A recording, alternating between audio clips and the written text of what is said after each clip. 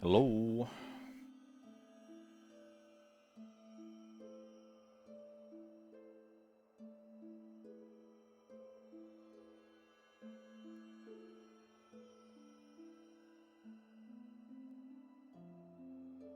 Okay, let's do a quick warm up.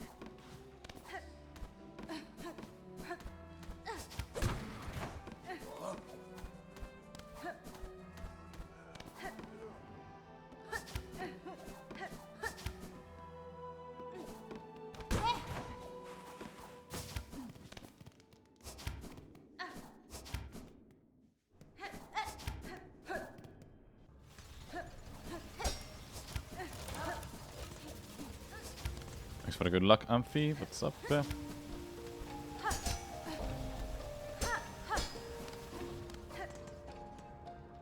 And Purolol as well. What's up? Thanks for the good luck.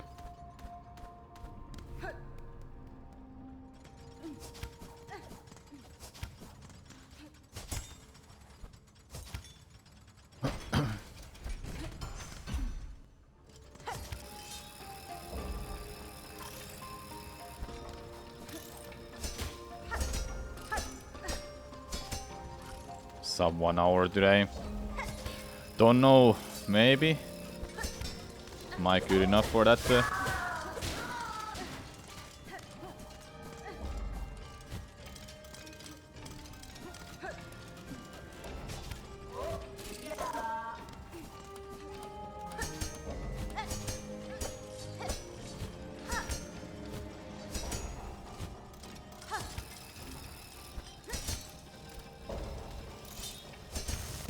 I need to go much farther back.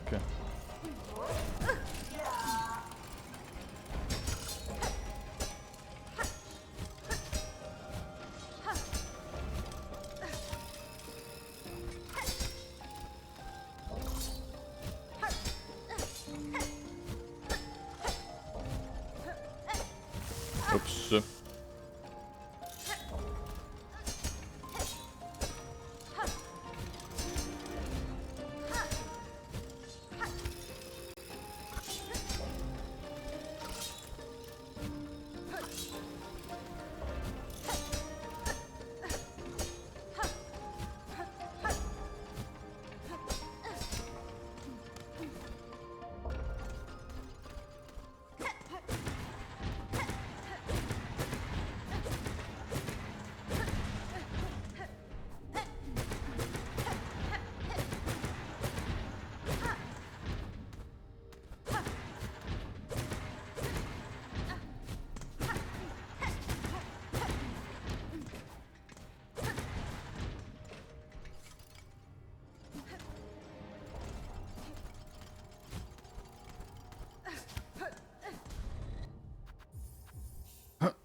Okay.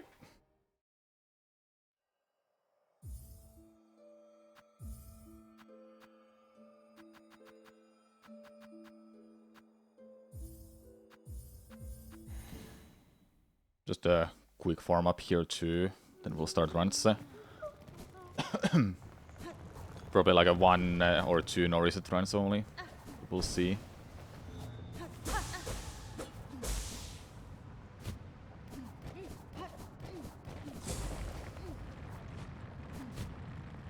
I just can't make it. I don't understand.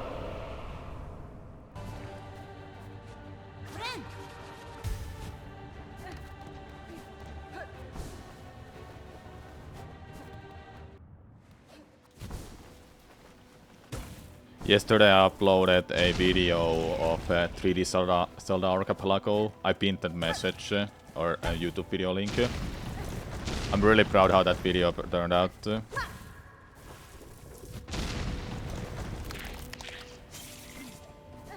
One of the longer videos that I've made, just a little bit over an hour long.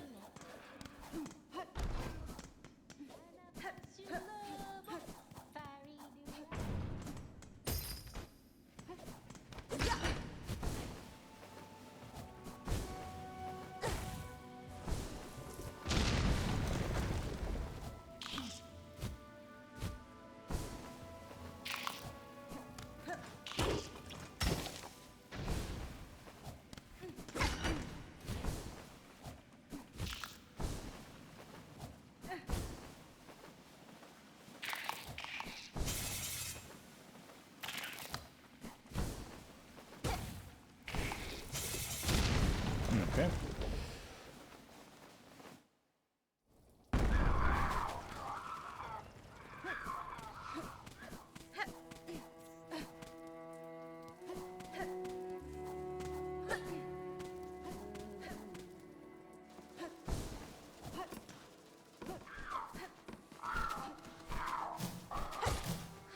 Oh, it would have worked if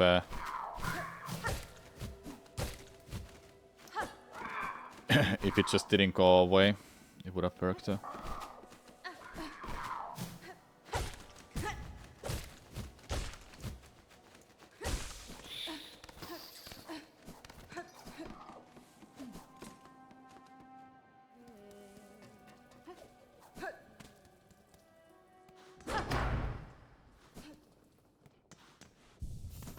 Okay, let's do more wing. Then we'll start runs.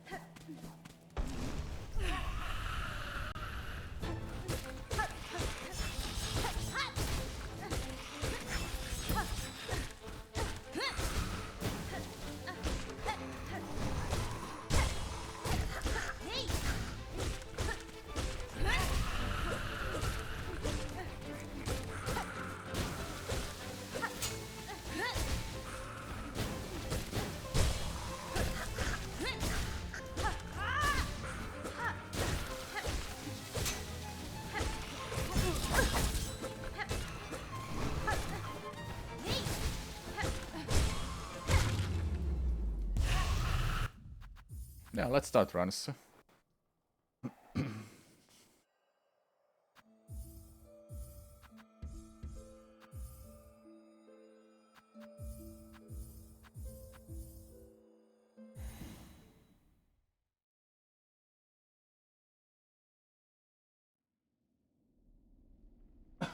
How is it gonna go today?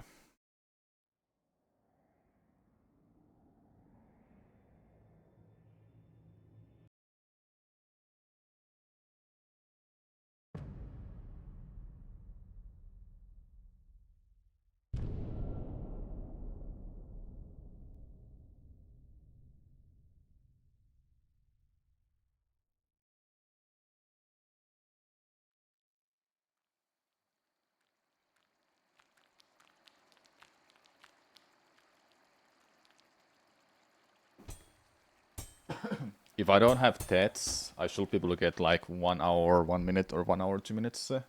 But ideally, getting sub 1 hour would be amazing.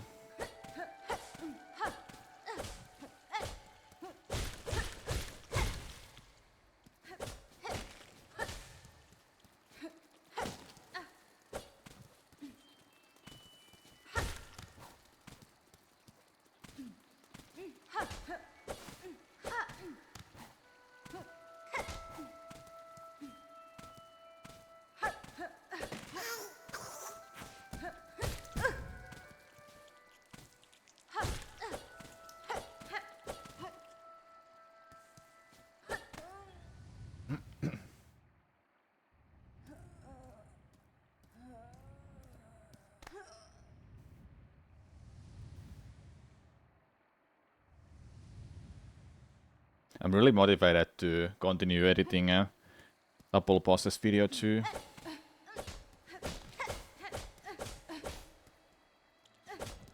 After this stream I should continue it.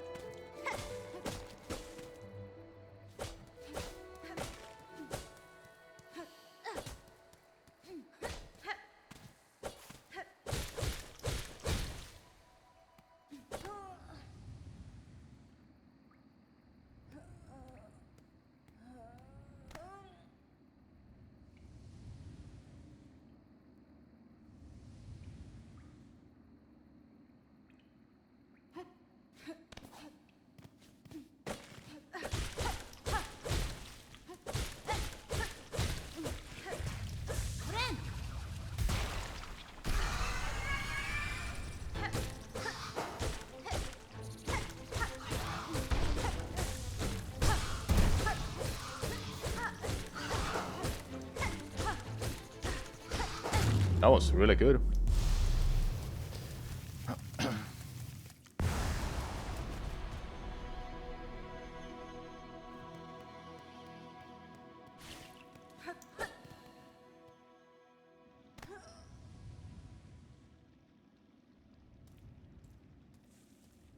The only downside of this speedrun is that how slow the start is.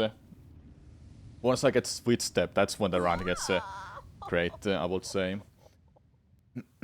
Hello, Replunchan. What's up?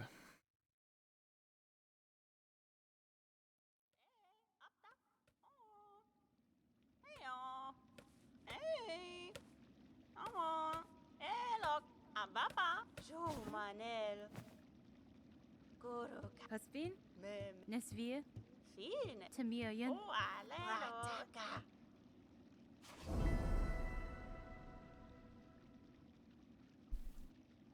Didn't get to practice anything, but that's fine. Like, I'm not grinding for sub 1 hour yet. But if I get to that point that I wanna do that, then I'll have to start practicing more.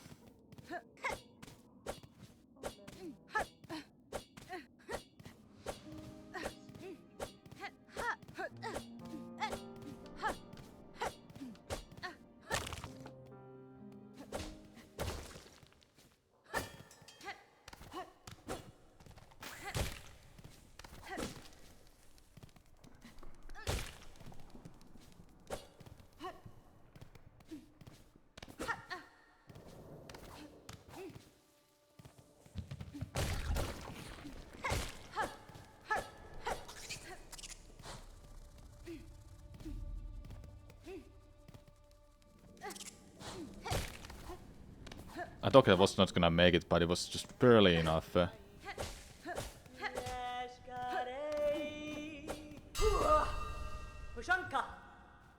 Megina Fora.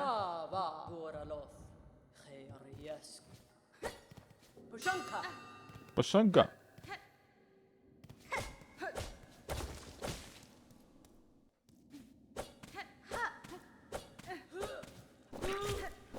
Really? I missed. Somehow I avoided that. Crazy.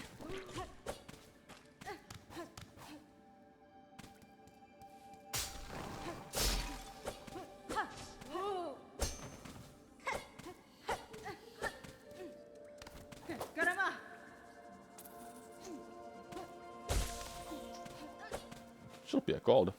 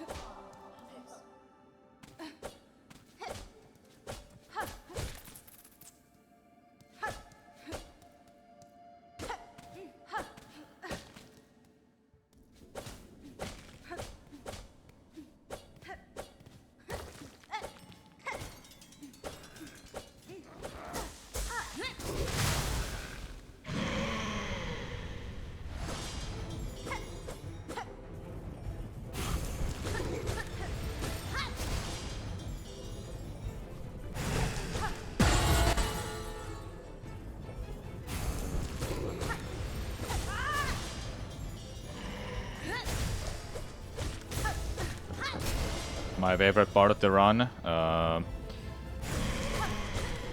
Also, I messed up this fight. I would say the second half, or when we're gonna go to last judge. That's my favorite part. Okay, missing one hit.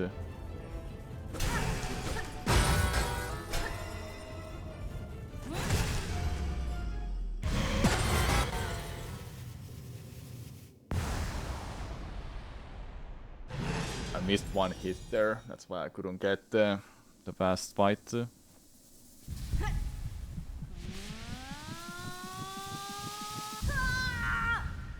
But yeah, I would say after from Clean Grip to Widow, from Widow to Last Judge, from Last Judge to Clockwork Dancers, all the way to Dropio is probably my favorite. So middle part of the run is my favorite. Middle of the run.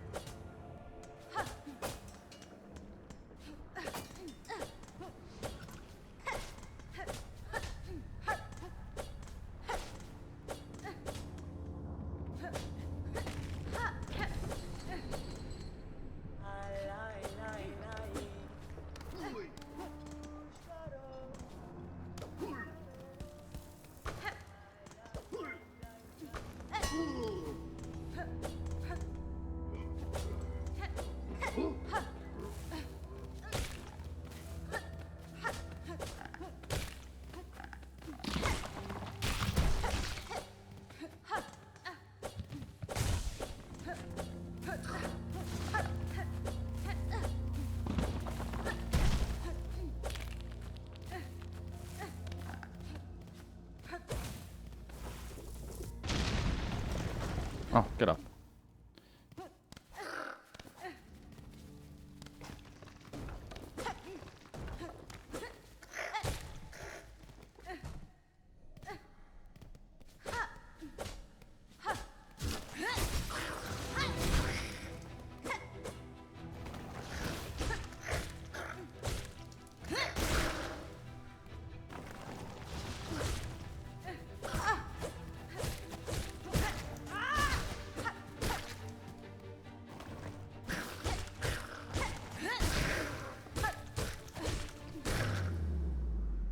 Not the best kind of arena, I would say. I wanna get a new gold here, because I know I can be a lot better than that. But it comes over time.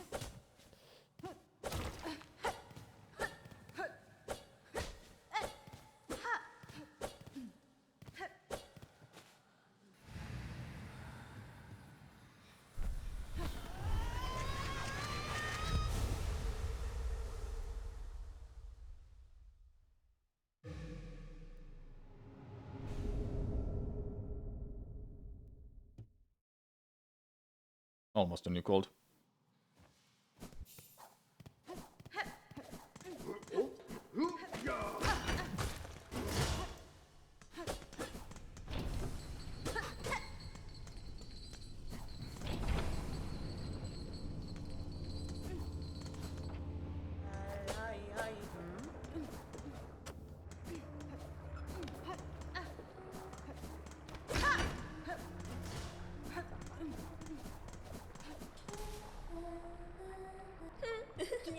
Buenera.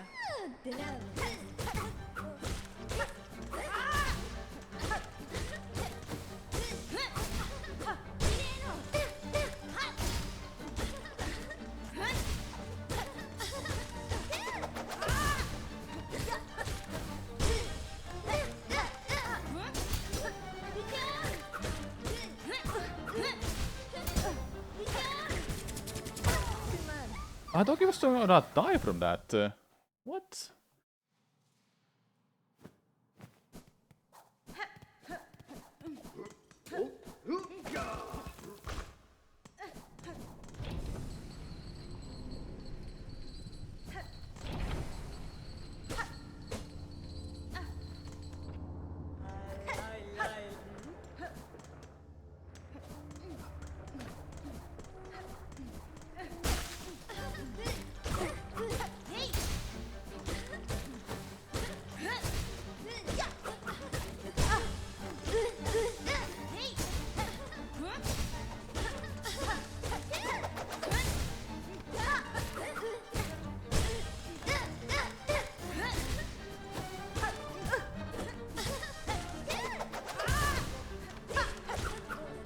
How many hits do you need after that?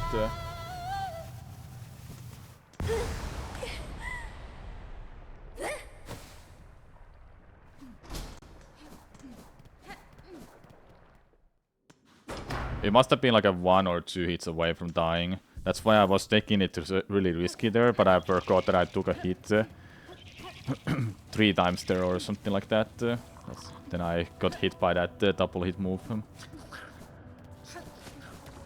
And it was too late to save that.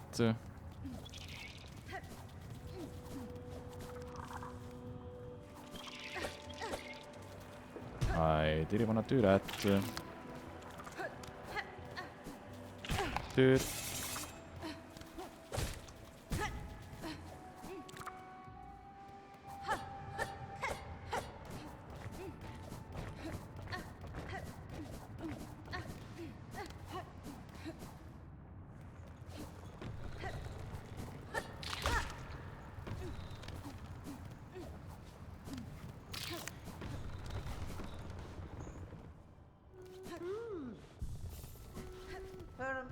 That's fine.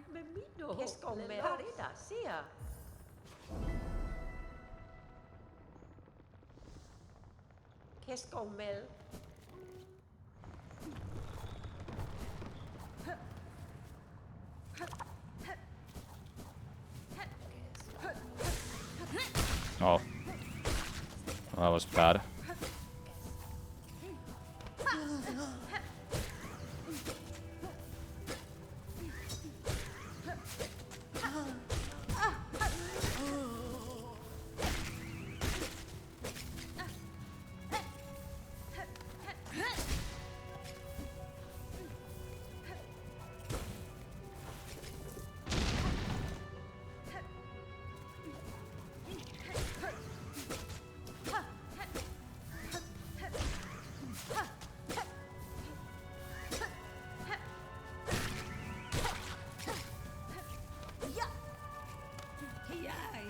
Oh my god.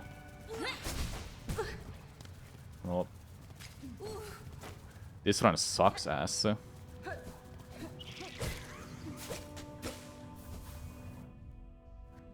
It was those two that I would have wanted to get, but I messed up.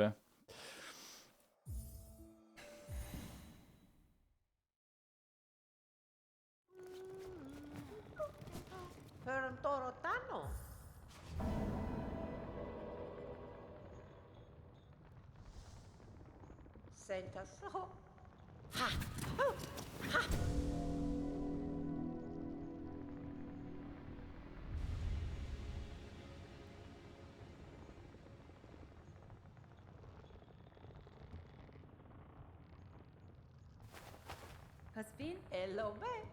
Parida sia. Catestre. Madon. Buenera. Elobe. No, run, run, run. She didn't run. Messed up pressing the button.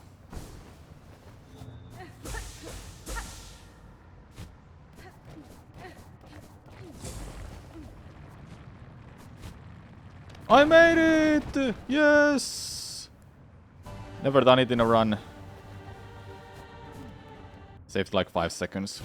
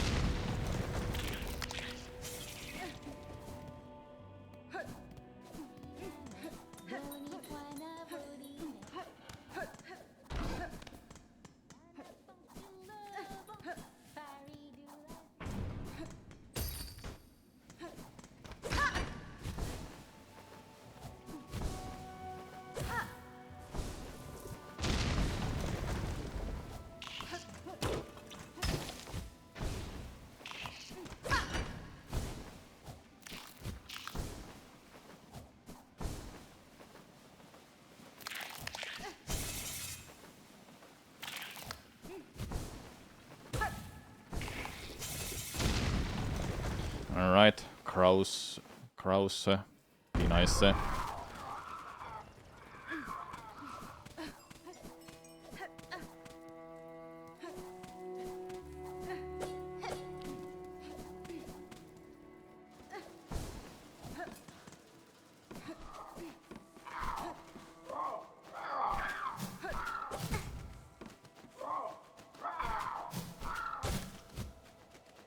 Nah. Stupid Kraus, man.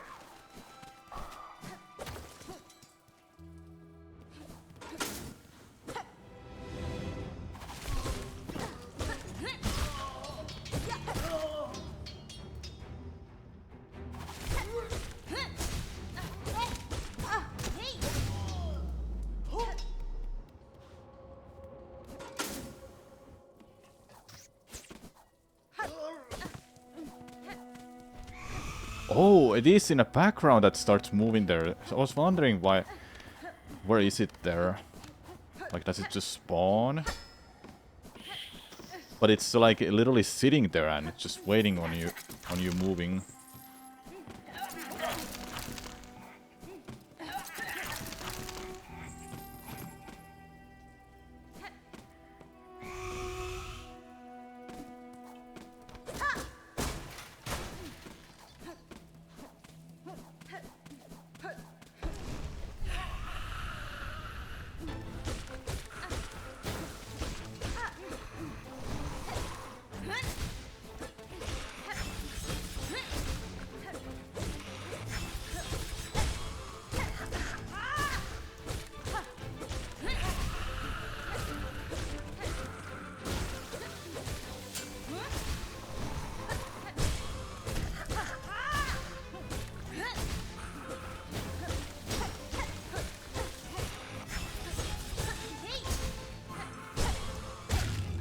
Very nice.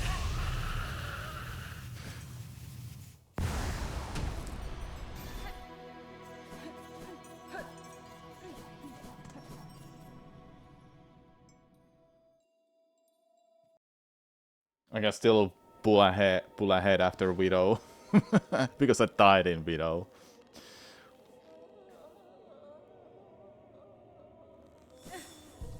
Get that heal back, just in case something stupid might happen. You never know.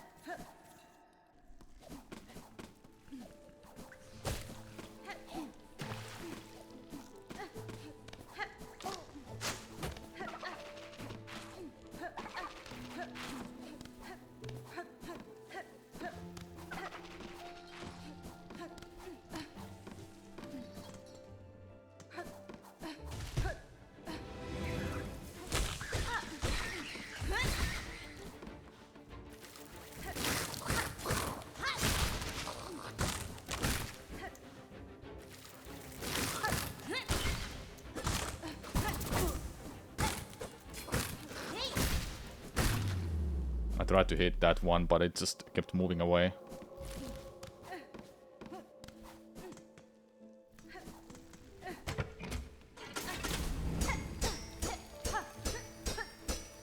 I bought a tier list for tools, so we can make that later. That's the plan, like I wanted for this day. We'll make a tools tier list. It includes everything. I won't separate them to yellow, red and blue. Please.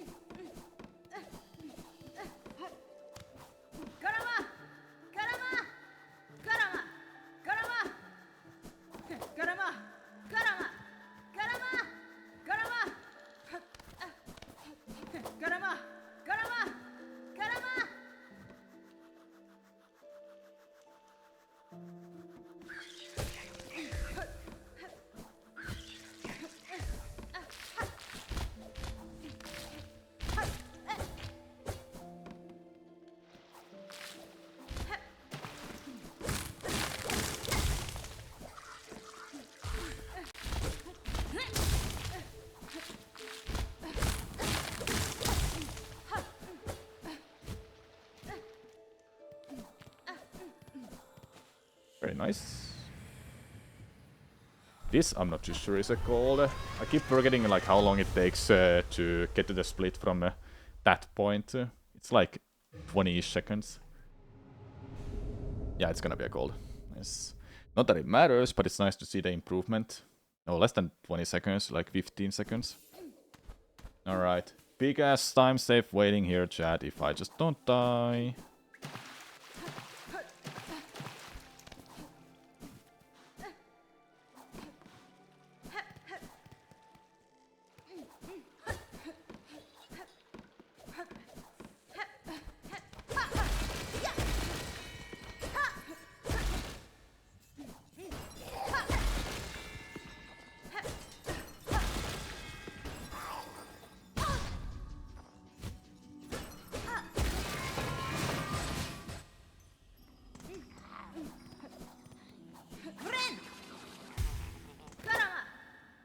Okay.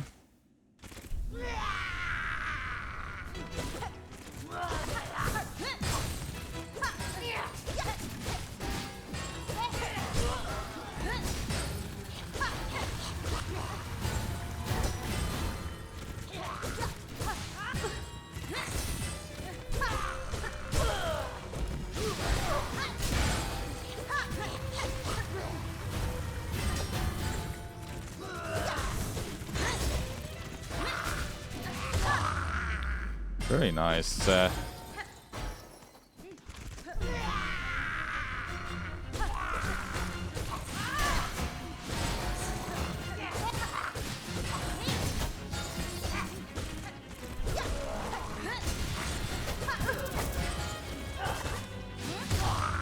Nice.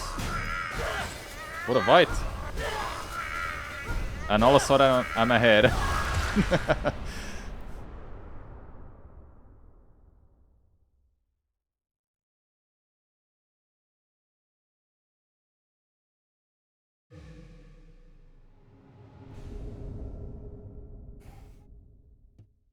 I've got some things planned for the next week. Excited to do them.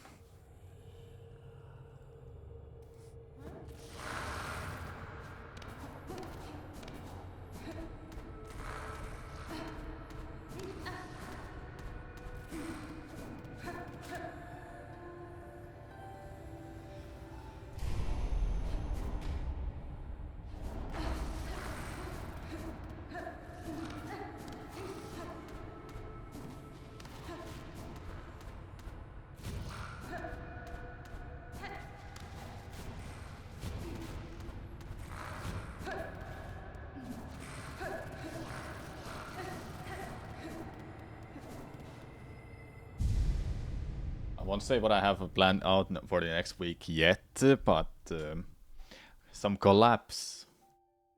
Well, one collab. I'll tell that. Then what it is, I won't say that. Plus, I'll be playing Age of Imprisonment, Hyrule Warriors. A part of me kinda wants to skip that, and a part of me is like, I need to play it. I'm a Zelda fan, I should play it. I can't just let my Switch 2 sit on the talk for nothing. I gotta use it someday. And I can take a break or two from Silksong 2. That way I wouldn't burn out from the game. And I'm not even nearby burning out at the game, so it's like all fine. It's been almost 2 months since the game's release.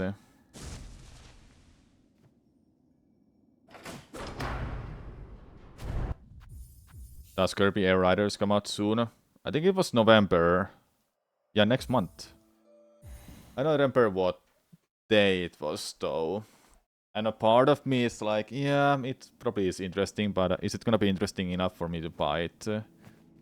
Like, I'm not that big of a Kirby fan, if I'm being honest.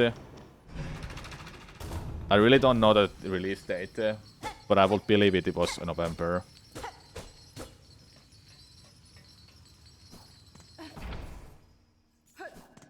Better to Google that, because I really don't remember.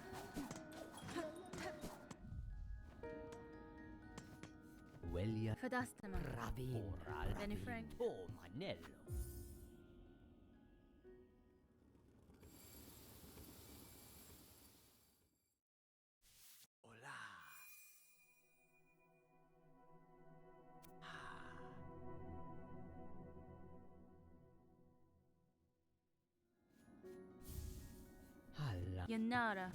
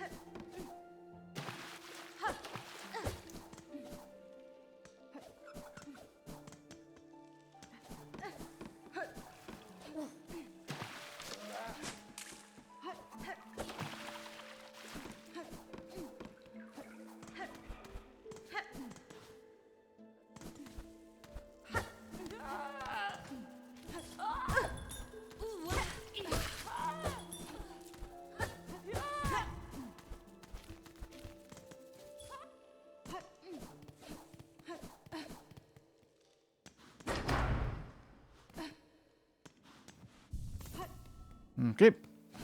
Last judge time. Just gotta go through blasted steps first.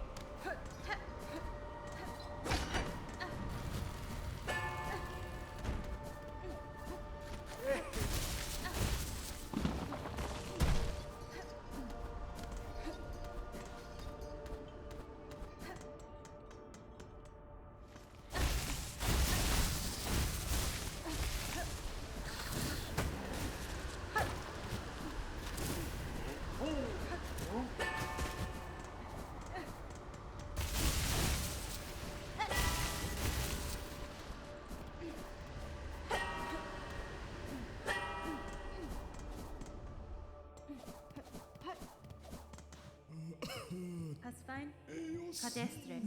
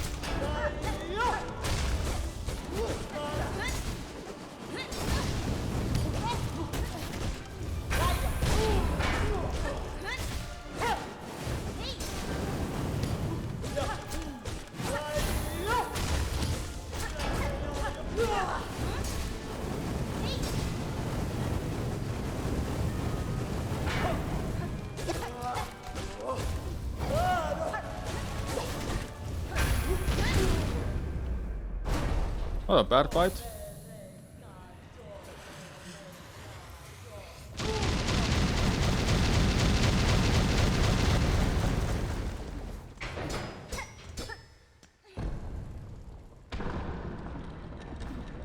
Clean. It was clean. Took a one hit, but that's fine, because I can heal myself throughout this Citadel run. All the way to Clockwork Dancers. At Clockwork Dancers I can at least heal then. Should be a nice 10 seconds gold. Let's go.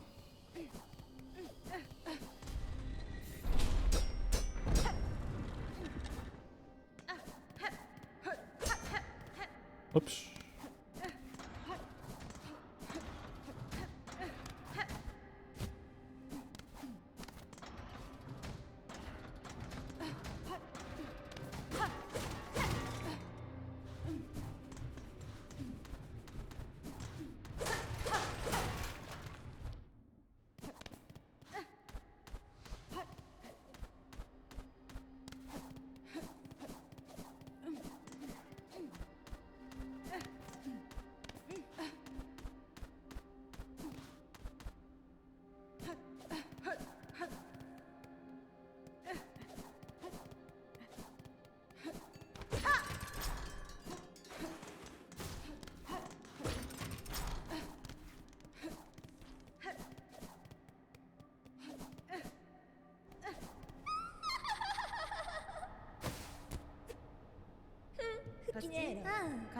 Cadestre. Vienta!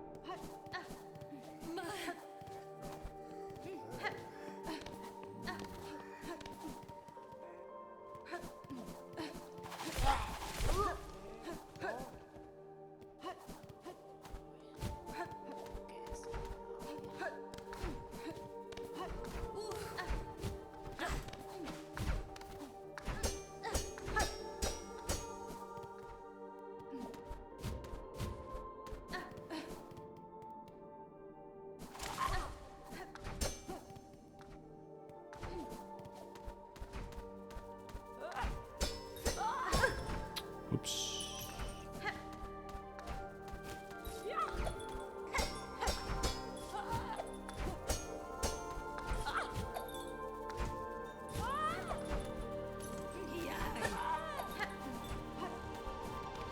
Really messed up that.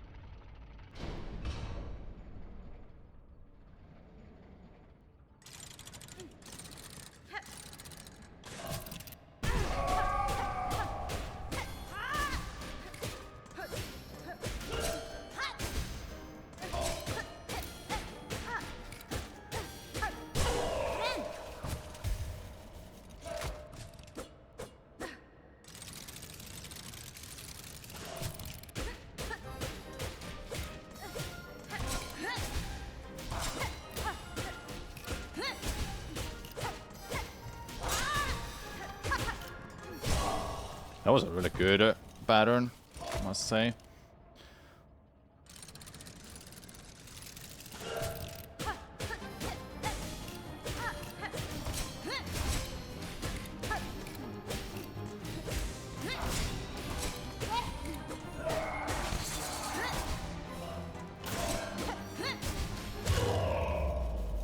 Not a bad fight. Actually, not a bad fight.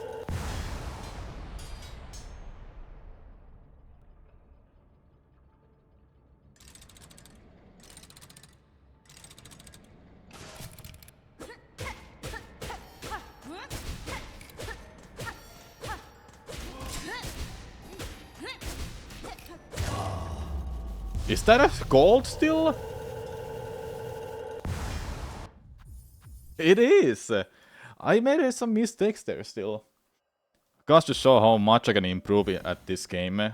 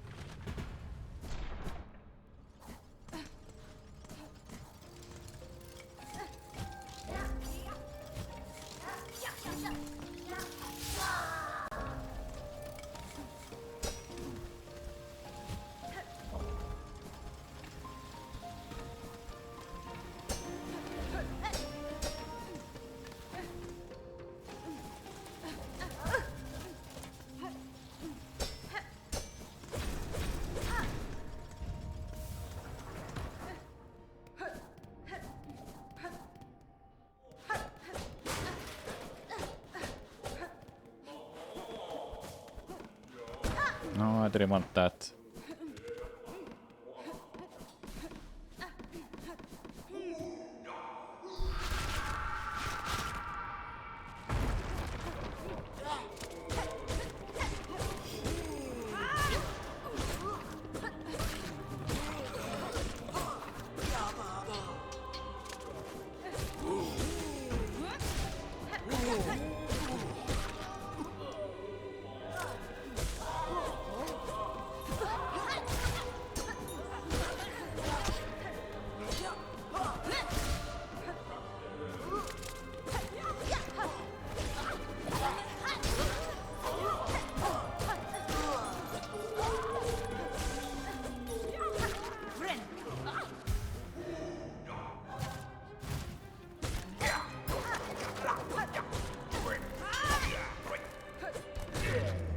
Not a bad arena, I would say.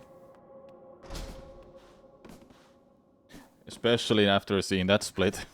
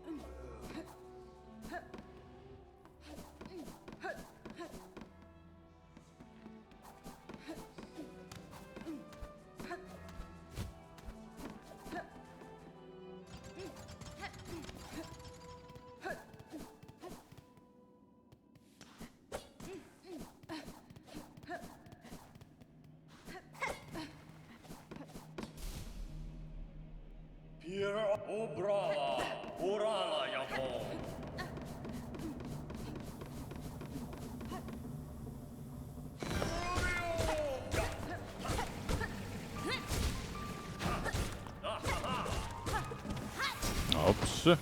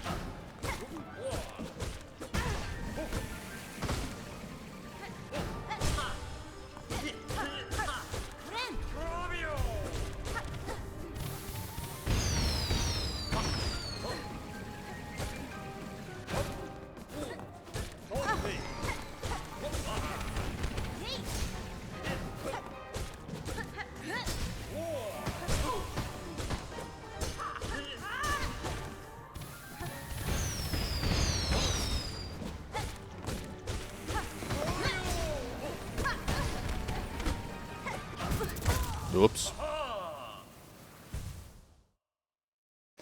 I'm so fucking far now that the run is dead.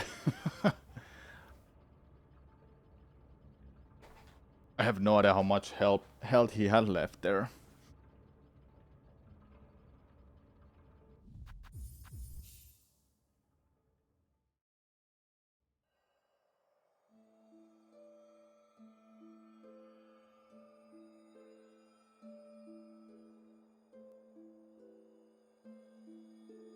No worries. There's always better runs.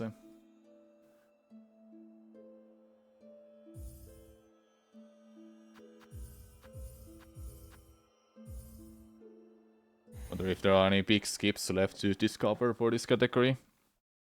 Maybe something little can be found. No chase skips like Hollow Knight, unfortunately. Vengeful Spirit, yeah. Nothing like that I can't think of.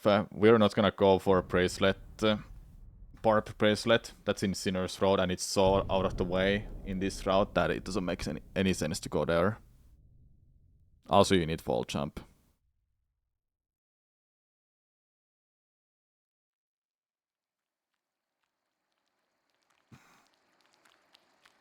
Alright, let's go again. My song of best went down to 58 minutes. Ooh, that seems like sub 1 hour is very doable for me. Thanks for the good luck dice.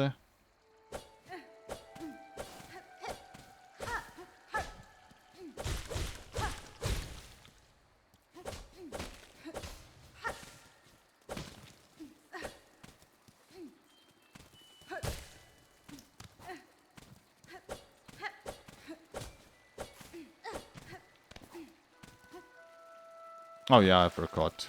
Oops. Bark bracelet. Bark bracelet gives you 25% more damage. But in exchange, you take double damage.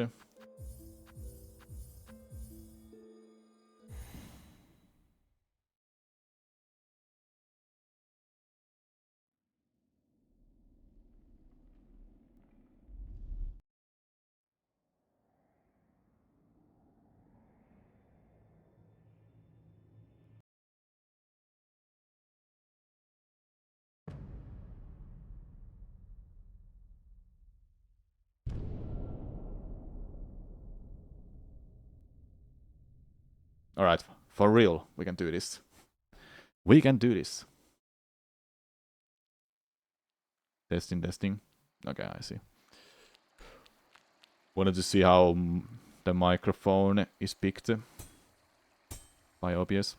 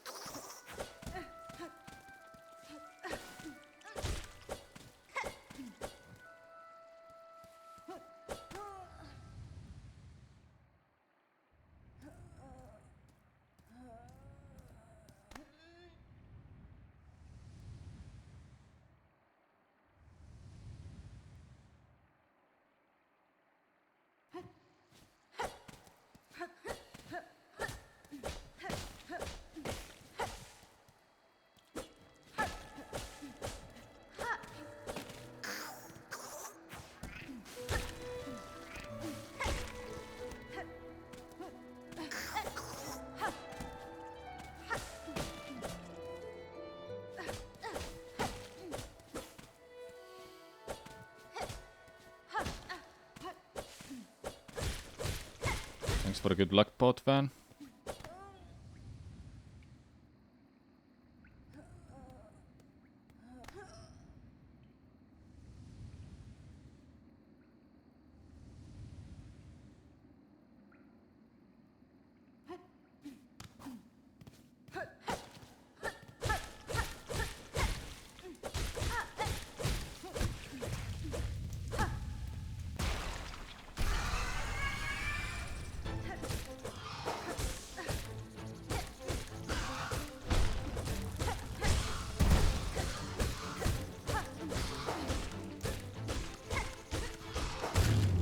Very nice.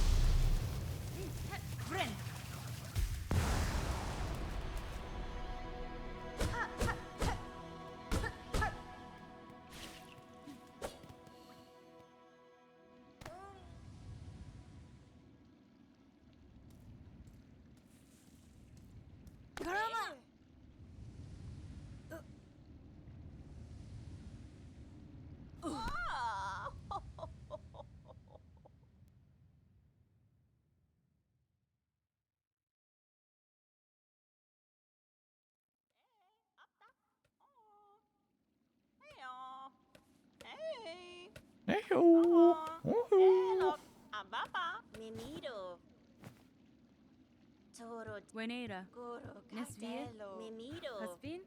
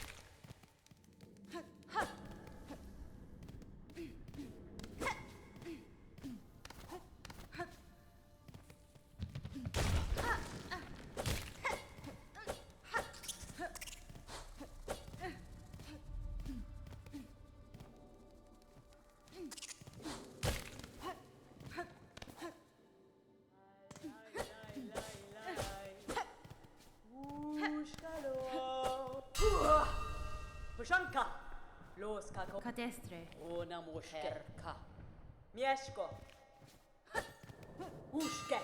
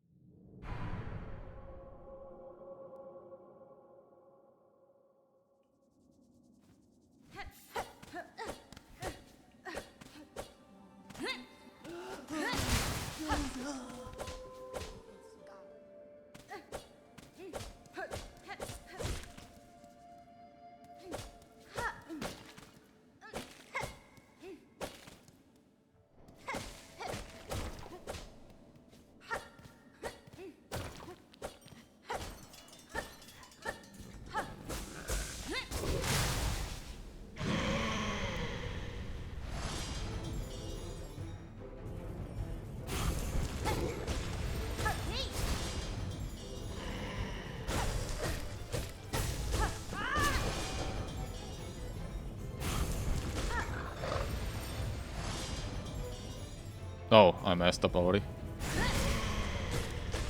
I should have not hit that. I didn't count the edge slashes. That's how I'm supposed to do it.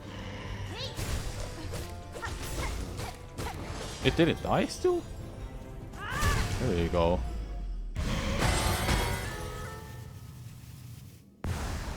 Will die, more like didn't get knocked off. We don't actually kill it.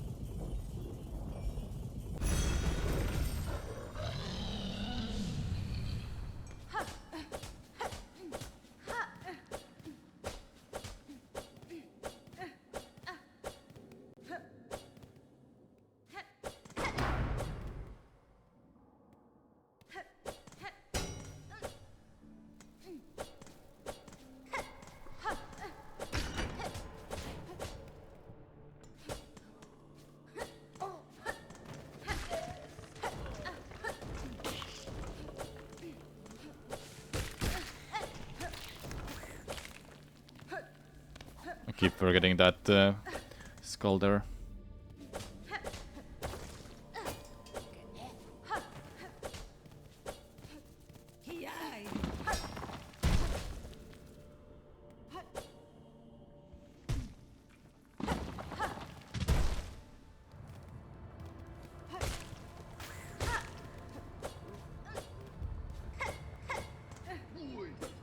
I did press down right.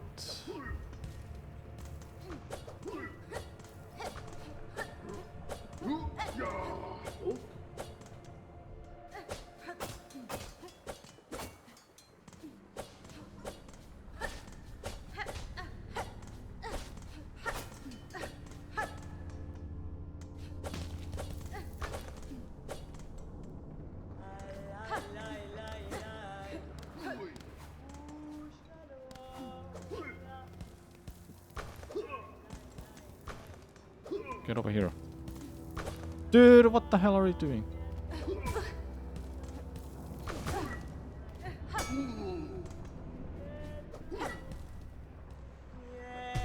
Sheska. Freaking hell, man.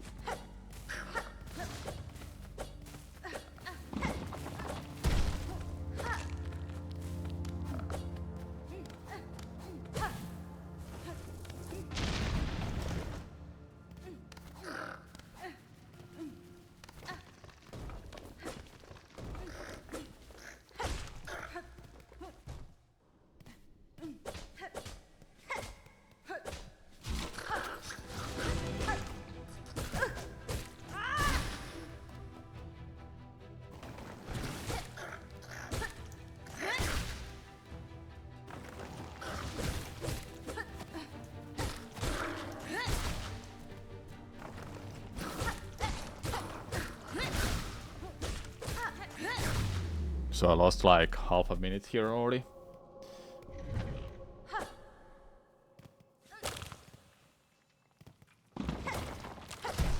Please.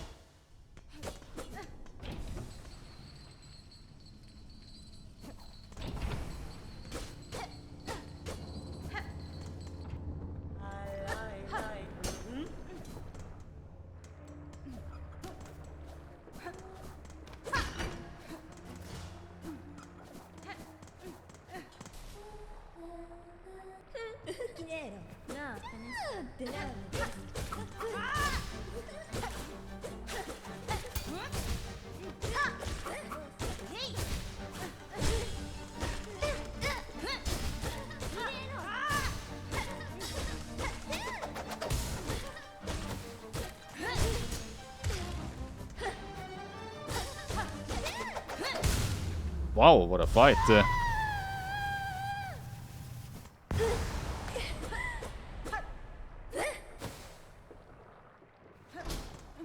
Very solid, I must say. We can skip the bench because I have full health.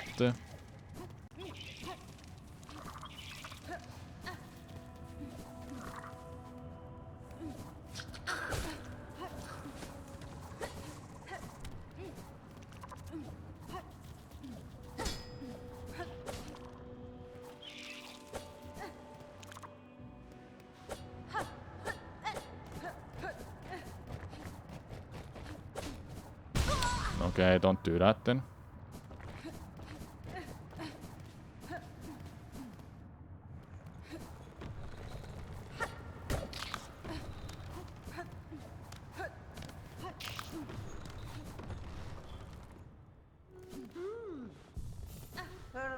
That's fine. Harida, sia. Hello, baby, mido, lelos. Hello, babe.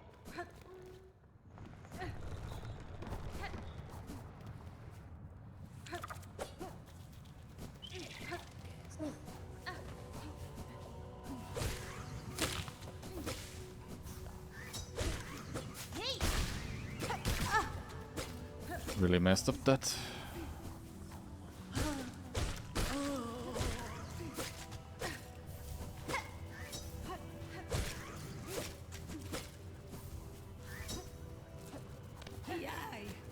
Oh my god.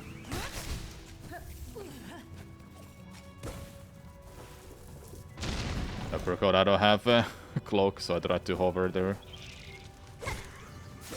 For no reason.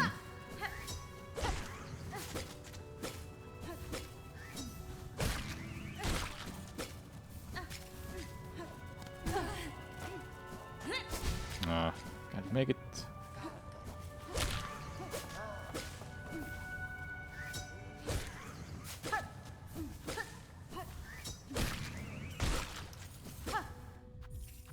Not the greatest form.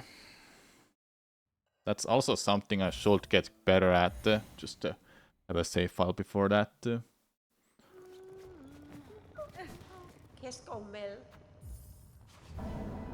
Honestly, there's like everything in this run that I should get better at.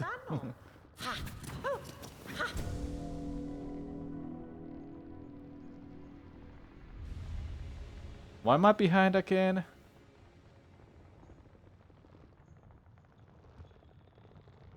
No, because of the Bell Beast.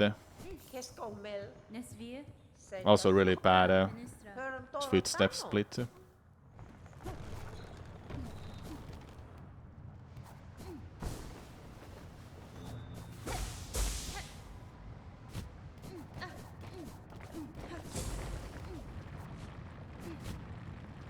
I didn't make it. Ow.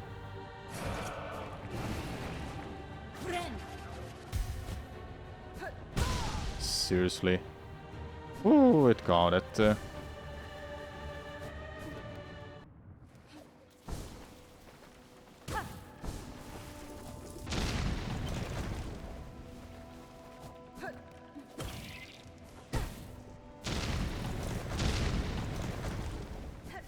Every explosion deals 2 masks of damage. So I'll just die from that.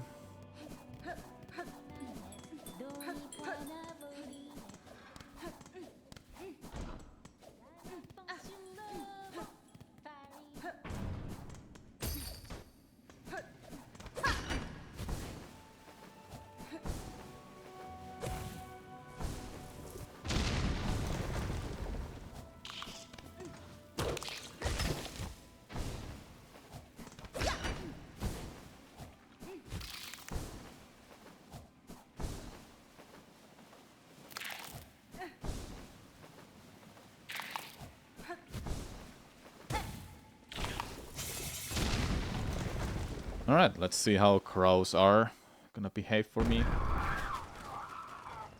Are they nice or not?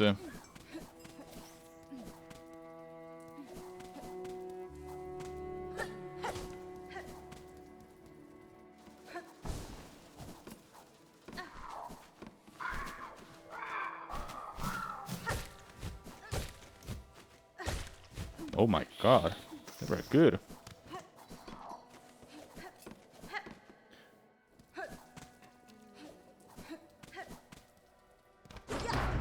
Still cold. That's just crazy.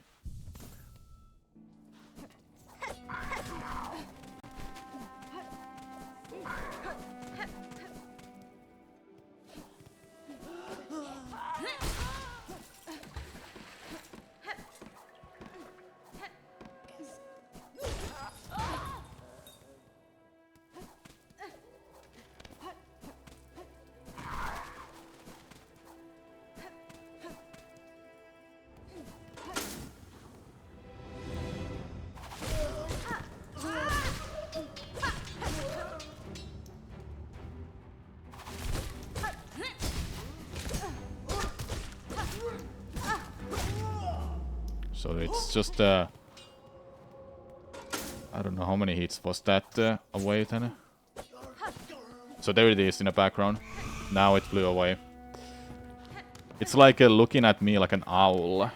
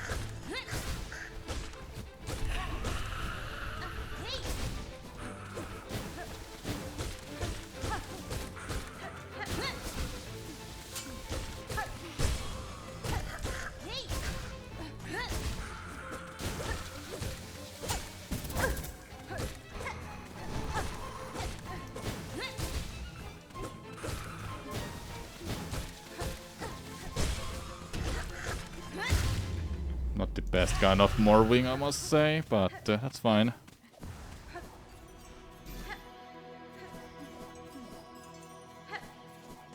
I need to try to learn to lure it to the left side of the screen, because if it gets stuck nearby those bells that is blocking the path to Bellheart, I can just keep it stun locked there. Unless it just flies away, then I can't do much about it, but you can keep it there. And makes the fight like, I don't know, 10 seconds-ish faster.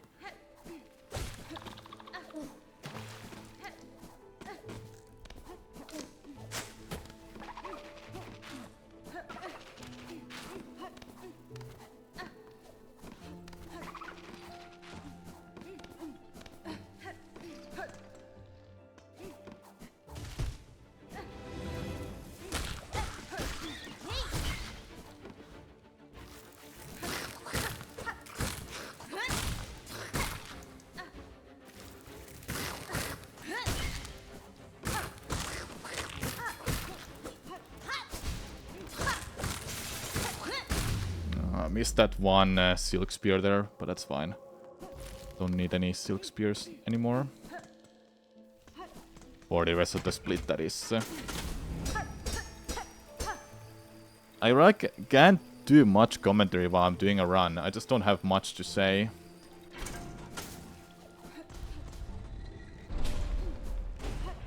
It's not like I'm focusing hard on this. I know the moments when I have to actually lock in.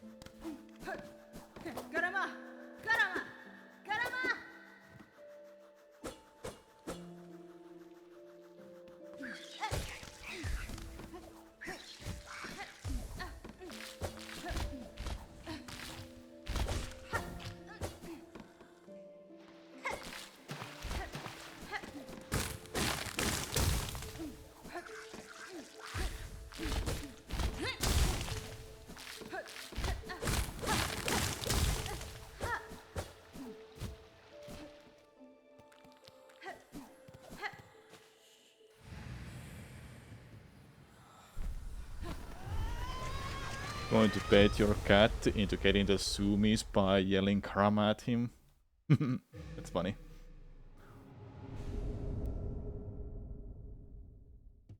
Almost a cold even after that kind of a messy... Not the football player. Kind of a messy fight. Oh my god, that's... Well, that's fine actually.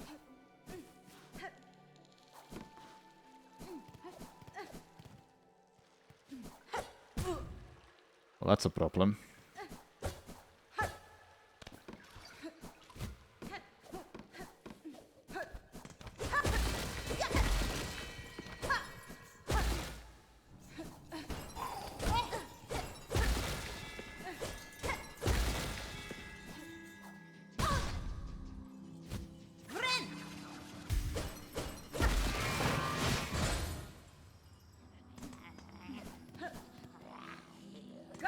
I've done this fight with this amount of health before.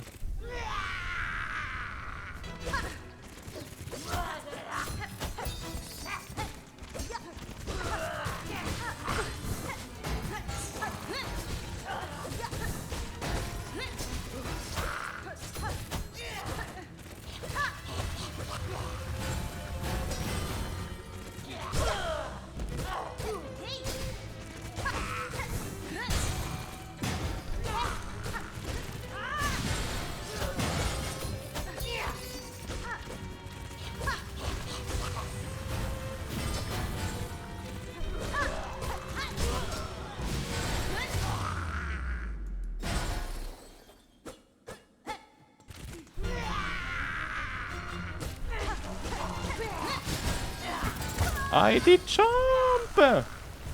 Fuck, man. Do I have to run away in that situation so I have enough time?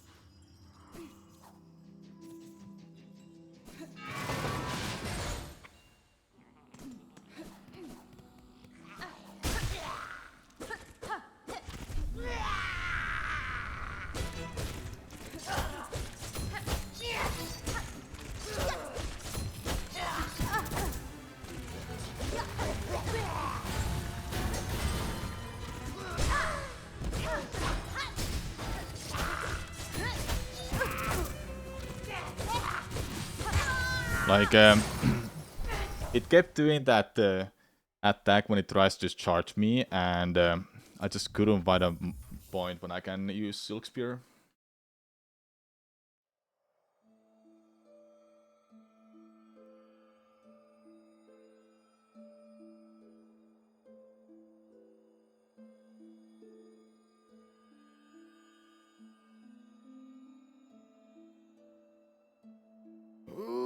Should I take a small break before I continue with more runs?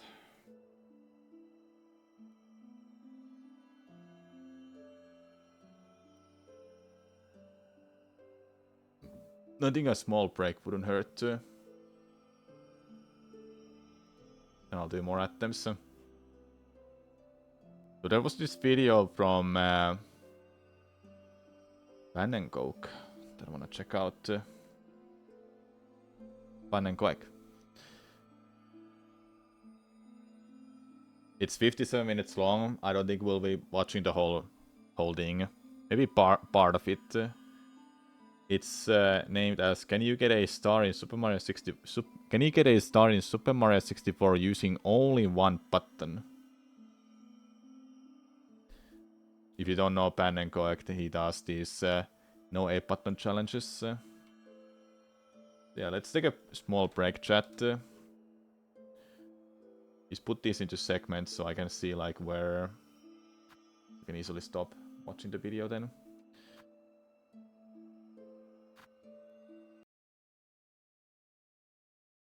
Alright, let's see it. Can you get a star in Super Mario 64 using only one button? That's really zoomed in. Hold up. Not anymore.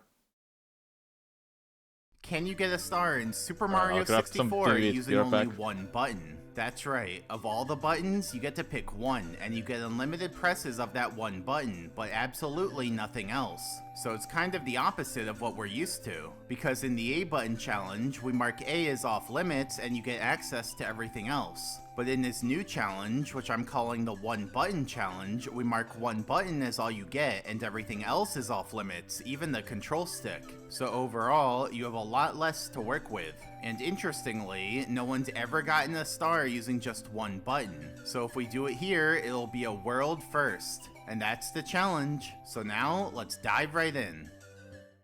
Now, if we just started from the game's start, we wouldn't get very far in this challenge, and that's because after the title screen, we end up on this screen with Mario's head, and the only button that lets you proceed at this point is the start button. After we press that, we end up on the file select screen, where conveniently the start button can then be used to select file A. But then after the intro cutscene, we end up stuck on the first text box since pressing start doesn't scroll text. So yeah, this is the farthest you can get from the game's start using only one button, which is why we're not going to be starting from the game's start. Instead, to give ourselves a fighting chance, we'll be analyzing this on a single star basis, meaning we'll be starting from right when you enter a course. In other words, we enter a course, use one button, but unlimited presses of that button, and end by collecting a star. If we do that, it'll count as collecting a star in the one button challenge. And like I said, no one's ever done this before, so if we can get even a single star like this, I'll consider it a success. But one big question we have to answer is which button should we use? Well, here's the Nintendo 64 controller. Breaking it down, it's made up of one control stick and 14 buttons. Now, the control stick itself isn't a button, so that doesn't count for this challenge. In fact, it's actually fairly easy to collect some stars using only the control stick. That's been done before, so let's factor out the control stick. As for the remaining 14 buttons, we can rearrange them like this. So we have 5 buttons that don't do anything, which is L and the 4 D-pad buttons. We have 5 buttons that affect the camera, which is R and the 4 C buttons. We have 1 button that controls pausing, which is the start button. And we have 3 buttons that actually control Mario, which is A, B, and Z. So now, let's go through each of the button groups to see if they can be useful for collecting a star. So first, let's analyze L and the D-pad buttons. Obviously, since they don't do anything, they're not going to help us get a star. Next, we have R and the C buttons. For these, all they do is move the camera, so they're not going to move Mario towards a star. Well, technically, we can press C up to go into first person mode, which does change Mario's action, but it still doesn't let us move around. Third, we have the start button. For this one, it just lets us pause and unpause the game, which also won't help us get a star. So already, this challenge isn't looking very hopeful. But luckily, the last 3 buttons are much more useful because they actually control Mario. Specifically, A lets Mario jump, B lets Mario punch, and Z lets Mario crouch. But remember, we only get access to 1 button, so let's test each of them individually. Specifically, let's start out by analyzing Bob on Battlefield and see if we can get any of the stars here. First, let's try the A button. It only lets us jump, which I'll admit is much more useful than pausing or turning the camera, but jumping by itself just moves Mario up and down, not horizontally, so it's impossible to actually go anywhere.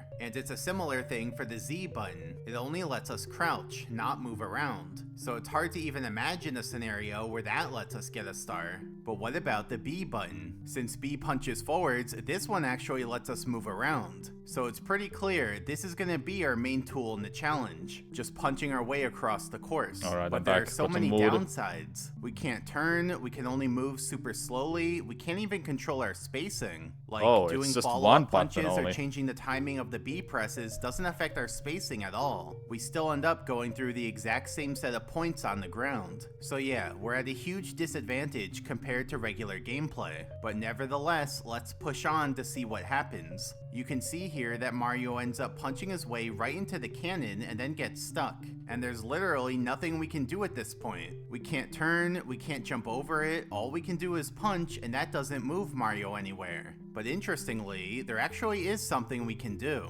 You see, the course has different layouts depending on which mission you choose and whether you've unlocked the cannons. And in the one button challenge, because we're at such a disadvantage already, I'm gonna allow us to use any course version we want, even if unlocking that course version involves using the control stick and multiple buttons. So it's like, before we actually start the challenge, we can break the rules. You know, unlock everything we need and then re-enter the course to do the challenge proper. You still can't use hacks though, so you do have to start the course in a state that can be legitimately achieved. So in Bob on Battlefield, we could start the course with the cannon already opened. Now what happens when we press B is different. See, we don't punch up against the cannon and get stuck, we actually fall into the cannon and then get stuck. Because we can't launch from the cannon with B, only with A. So once again, we've reached a dead end. But there's actually one more course version we can try, when the cannon lid is there. This time when we punch our way up to it, we can actually go onto the cannon lid and get past it. So we've made it past our first obstacle in the one button challenge. But we haven't gotten a star yet, which is what we're actually trying to do. Now if we continue punching our way forwards, we move up against this wall, where we end up stuck just punching it over and over. And I checked Mario's exact coordinates to see if there's any drift to the sides over time, but there's not. After a bit, Mario ends up getting into a groove where he repeats the exact same positions. A perfect cycle, so there's no progress to be made. So Bob on Battlefield is a dead end, so let's move on to the next course, Whomp's Fortress. Like before, pressing only A and pressing only Z don't move Mario anywhere, so they won't help. And so going forward, I'm just gonna stop mentioning A and Z each time unless there's something new to say about them. So just assume they don't work. But I will be showing B each time because that's our main tool. Unfortunately though, pressing B in Whomp's Fortress just moves Mario up to a sign where he then starts reading it. Now we can scroll through the text with B, but once the text is done, pressing B just reads the sign again. So we're stuck in an infinite loop of reading the sign. And once again, there's literally nothing we can do about it. Like, just due to the angle that Mario happens to start at and the fact that there's a sign there, it means that there's no way to avoid that happening. So a big factor in this challenge is just hoping Mario starts with a good angle, because if it's bad, you get stuck, and no amount of skill or perseverance can get around it. So let's move on to Jolly Roger Bay. Here we have a pretty good angle, it lets us move towards the rest of the level. Now we can punch our way into the water and then use B to continue moving. Like normally you're supposed to use A to swim, but B does a water grab. That moves Mario forwards, so it's effectively just as good as swimming, just a bit slower. And remember when I said during punches we had no control over our spacing? Well, here in the water, we actually do have control over our spacing if we time the B presses differently. So technically, we have a lot more options for our movement, even though they're all just swimming forward on the same line, just at different points on that line. But anyway, after we swim forward enough, we hit this wall and get stuck in the corner, so that's a dead end. Now there's also the course version where the ship is floating on the water's surface. If we use that course version, then it's a little different, because this time we end up getting stuck on the ship, so it's still a dead end. Then next, let's look at Cool Mountain. Here we start with a pretty interesting angle. It goes off the edge, letting us fall to a lower part of the course. But now the angle isn't very good because I just end up falling off the level. If we do it slightly differently though, I can bonk on an invisible wall and fall down to the wall kicks work area. That's at least a little progress, but we still end up with a bad angle that makes us fall off. Now I tried even different movement, which moves us onto this slope and changes Mario's angle. Then if we go onto the slope again, we slide all the way across the map. Look at that slide. I'm not pressing anything, he's just doing that on his own. We go onto that part for a second, then just barely manage to reach this slope, which makes us fall down here. Then we can punch our way along the wall until we reach this slope, which causes Mario to slide backwards towards the edge. That lets us get a better angle, because now we're facing slightly to the way right, he gets so we to can start punch this into way. the wall again, this time moving us There's to just the no right way. very slowly. So after 30 minutes of that, we make it over here, where the spin drift attacks us. That's actually good though, because now we have a better angle. Then we can continue moving along the wall until we get to this edge, at which point we slide off and die. Now hypothetically, it may be possible to get over here with a better angle. If we slide off now, we actually manage to cross the gap by butt bouncing on the island and using the wind to reach the ski lift. But even so, we still just end up falling off the edge. So yeah, Cool Mountain seems to be another dead end. Next, we have Big Boo's Haunt. When we punch our way forward here, we end up against this wall and get stuck. So it's pretty simple to rule out this course. Then we have Hazy Maze Cave. Now if we punch our way forwards, we can bounce on the Scuttlebug, continue forwards, but then we get stuck reading this sign. Alternatively, we can avoid killing the Scuttlebug and instead have him knock into Mario to redirect our angle. Now we're getting somewhere. Unfortunately though, the Scuttlebug won't leave us alone, he just keeps attacking us. And we can't move out of his home range because his home updates to where he is on every knockback. So his home range is effectively following us. So yeah, he just hunts us down until we die. I also tried going to the right, but the same thing happened. He just kept attacking me and I died. Ultimately though, even if we found a way past the Scuttlebug, it wouldn't matter, because the only way out of this room is through doors, and punching our way into a door doesn't open it. So no matter what, we're trapped in this room where there are no stars to get. Next, we have Lethal Lava Land, and you can probably see where this is going. We punch our way forwards, fall into this gap, and then die from the lava. So yeah, pretty simple to analyze, but it's not the outcome we wanted. Then we have Shifting Sands Land. Now this one's actually going to require a lot of analysis, so let's actually put this one aside for now and come back to it later. Next we have Dire Docks. We actually start off in water this time, which is pretty unique, so we should test all 3 buttons. For the B button, we can swim forward and reach the slope on the perimeter. From there, we can continue pressing B to slowly move along the wall, but then after a few minutes, we get stuck in this corner. If we use the A button instead, we can also swim forward, but this time when we reach the slope, we just get stuck there, because now all we can do is jump in place. And then for the Z button, Z doesn't do anything in water, so that won't work either. So let's move on to Snowman's Land. Now this course I actually had high hopes for, because I thought maybe we could do the glitch to duplicate money bags and get the 100 coin star out of them. Unfortunately though, just due to the angle that we start at, we end up reading this sign and getting stuck. And like I keep saying, there's literally nothing we can do about it. No amount of energy or willpower can avoid this sign. The next This is 57 minutes long, and it's just pressing one button to try to get a star. I hope there's a one single star he can get with that one button, because that will hype me up. Next we have Wet Dry World, which actually has 3 different starting states, because depending on whether you enter the painting but it's interesting low, to see medium, that or high, the initial water level you could in the get course this, will be different. but so let's look not at exactly. all 3 water levels. First, let's do the low water level. We can punch forward, drop off of the wooden board, and get onto the ground. From there, we can have the Skeeter knock into Mario, redirecting us to any angle we want. With this angle though, I just end up getting stuck in the corner, which will basically happen no matter which direction we go, because there are no ramps that connect the bottom floor to anything else. So we're essentially just stuck on the bottom floor. The only exception would be if we manage to get over to the teleporter. That relocates us onto the cannon platform, which is very close to the Shocking Arrow Lift star. But as expected, we don't have a good angle, so we just end up punching our way off of the platform and falling back down to the ground. Then second, we have the medium water level. This time, we can swim forward, have the Skeeter knock into us to change our angle, and then go forward to climb up this ramp.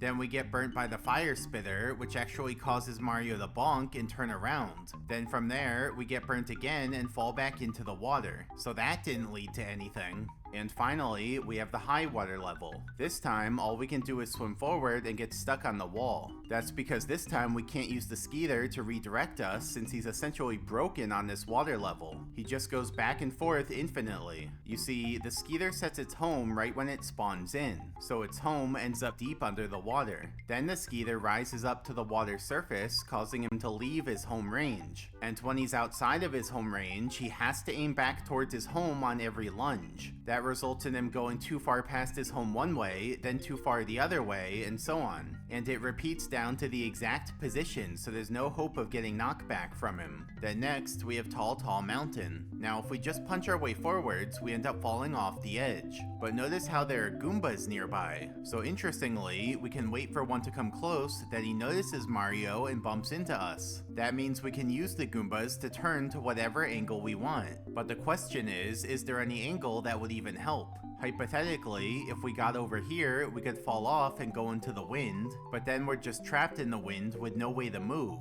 We could try going this way, but then we fall into the gap. Now I tested if using the crazy box could help us cross the gap, but I couldn't make it work. But even if we did get past it, then we just encounter the next gap, so it wouldn't work anyway. Now speedrunners grab the crazy box and use it to bounce onto the lonely mushroom and get the star there, but notice how that technique uses the control stick to help stay on the level before the big bounce. In the one button challenge though, we can't use the control stick. So if we grab the crazy box while facing the mushroom, we can't hold ourselves back and we just end up going over the edge. And I also tried bouncing off of the wall to give me slightly more room, but that doesn't work either. Next we have Tiny Huge Island, which actually has two different entrances. You can enter the tiny island or the huge island. So let's start with the tiny island. We can kill this Goomba, punch our way into the water, but then we get stuck in a corner. Now since we start so close to that Goomba, this is a rare case where using the A button is kinda useful. We can bounce on the Goomba, get the coin, and then we're stuck again. Okay, now I remember why I stopped showing the A button. Now in the huge island though, we have a lot more room to explore. We can use the Goombas to redirect our angle, punch our way through the hole in the wall, enter the water, get redirected by a spiny, get onto this land, use a fly guy to redirect our angle, continue going forward, but then we fall off at this big gap in the ground. Hypothetically though, it may be possible to somehow bounce on the Goomba, get knocked back from the fly guy, twirl off of the fly guy, which moves Mario through the air while falling very slowly. Now it looks like we're gonna die, but there's actually vertical wind over here that saves us. So we can ride the vertical wind over, which ultimately places us down on this ground. But even if we did all that legitimately, there'd be nothing to do from here. We can't enter the warp pipe, and going this way would just get stuck at this wall since we can't jump. Now we could also try going onto the beach, but it's surrounded by walls and steep floors, so there's nowhere to go from there either. And even if we found a way to get onto the Koopa shell, it still wouldn't help because the shell can't climb up steep floors, at least not without the control stick. Then next we have Tick-Tock Clock. Another simple one to analyze because punching forwards just falls off the course and we die. It doesn't even matter what setting the stage is on, like slow, fast, still, or random, because we don't even interact with any of the clock parts. And note that we don't get close enough to the Bob-ombs homes to affect them at all, so we can't use them. Next, we're in Rainbow Ride, and we start out with the perfect angle. Punching goes right onto the bridge and then onto the carpet. But can we survive the carpet ride? Well, we can get past this gray block that wasn't even in the way, but then we get to this blue block and there's nothing I can do, so I fall off. I even tried using punch recoil to back off of the carpet and then diving forwards in the hopes that I could do a rollout, but I just don't land back on the carpet, so I couldn't get it to work. Well, that was all the main courses, so next let's look at the secret courses. Yeah, seems like we're not gonna see a single star craft, but who knows? Maybe it will surprise us later.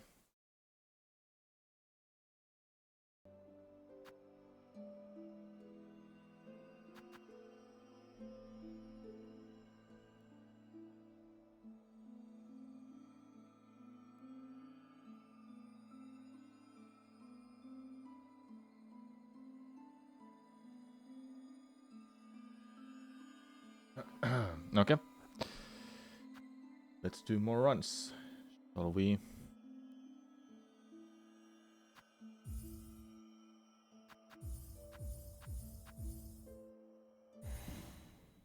Maybe this time we'll get somewhere.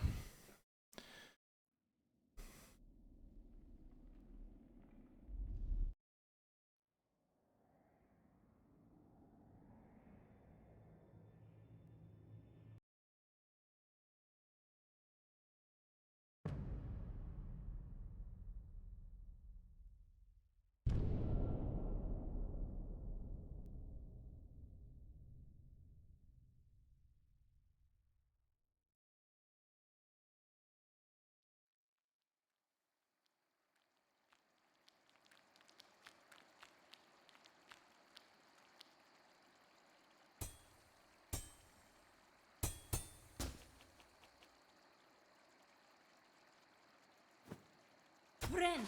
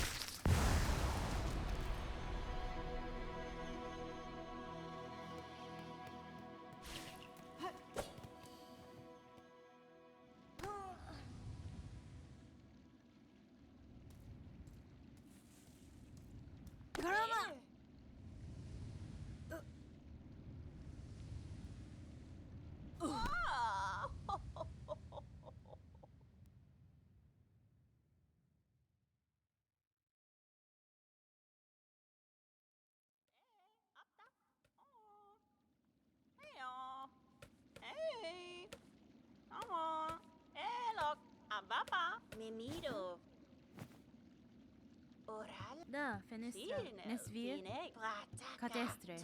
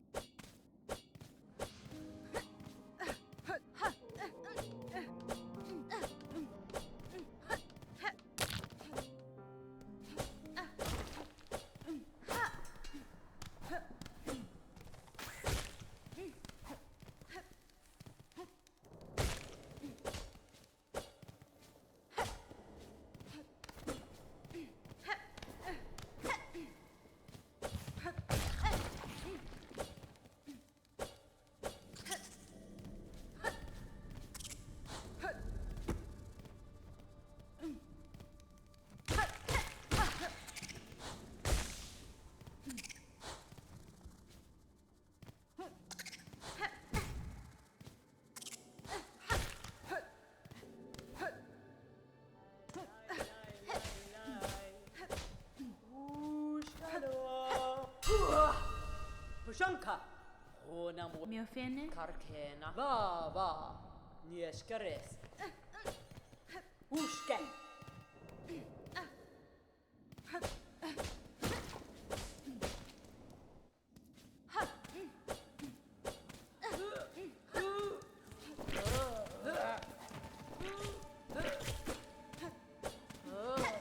Oh, really? I pressed down, please.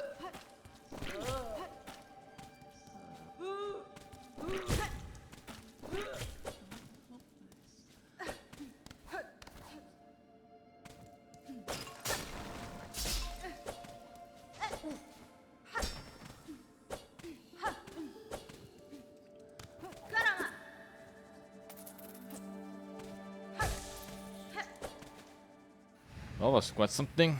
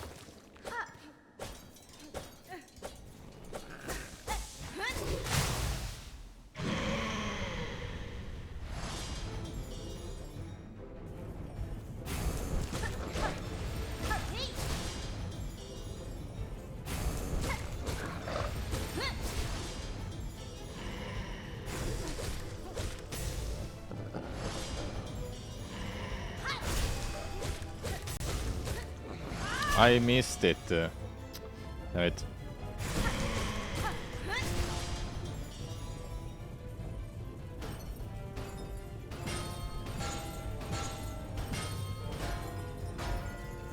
Three hits away.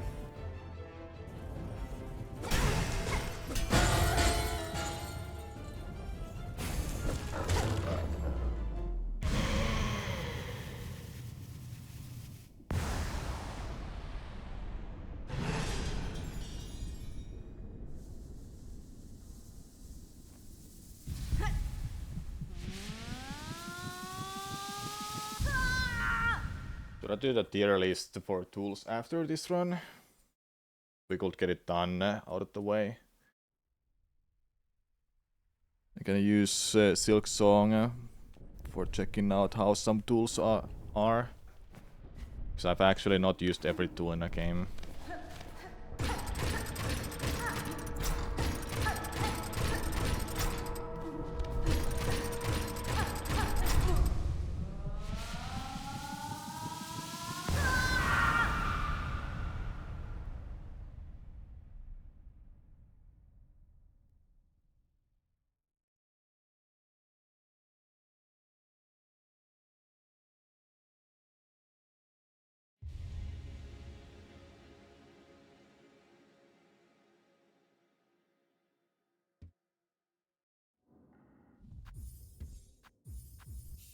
forgot to press up. Oops.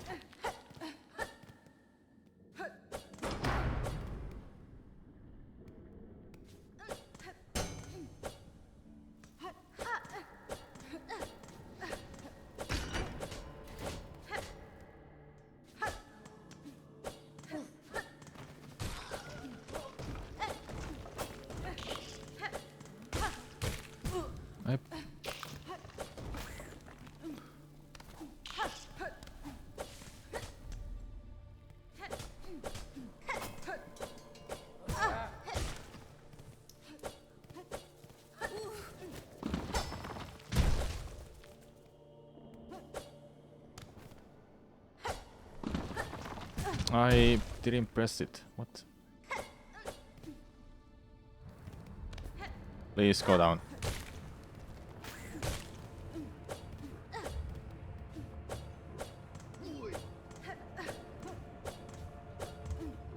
I have no reason to not press down all the time when I'm moving like this.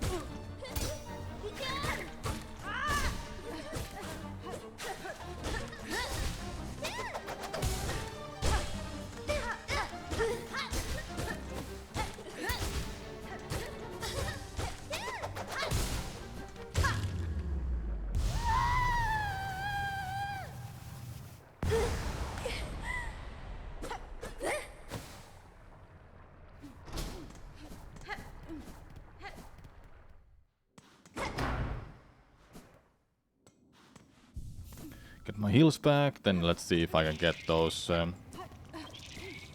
spines without messing up too much.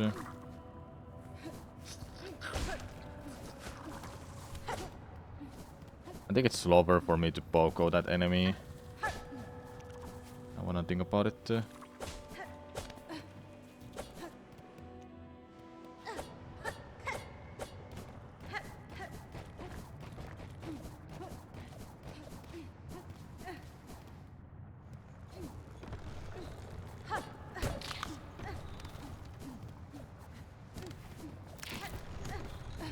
Oh, that's how you climb up that. Be wondering how they did that in speedruns. So they wanna dash while being on a ledge. Or towards the ledge, I think. One of those.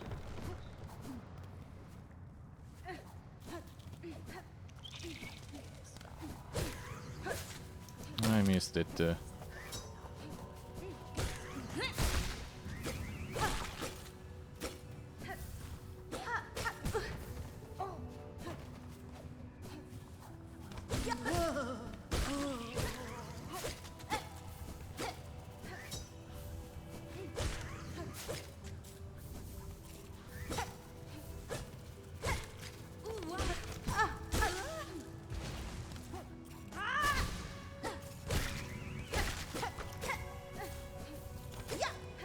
Not the best kind of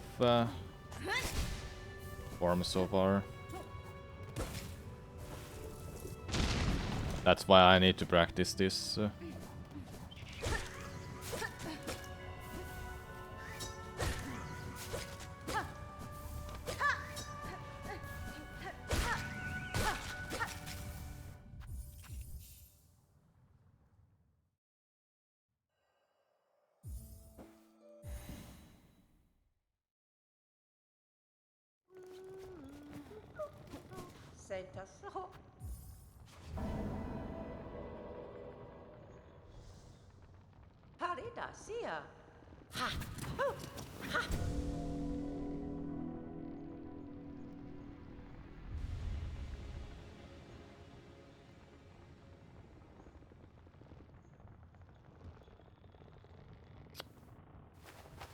Benefrek. Elobe.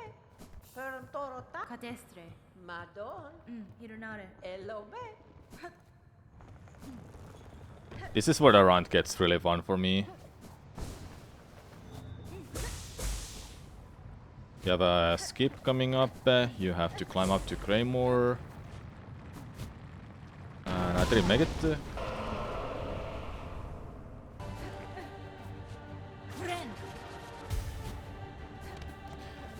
Then you get to Claymore Bell, fight Morwing, go through Shellwood to Widow.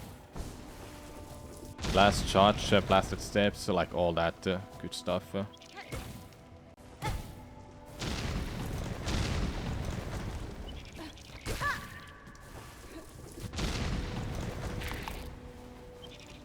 Oh yeah, wasn't paying attention.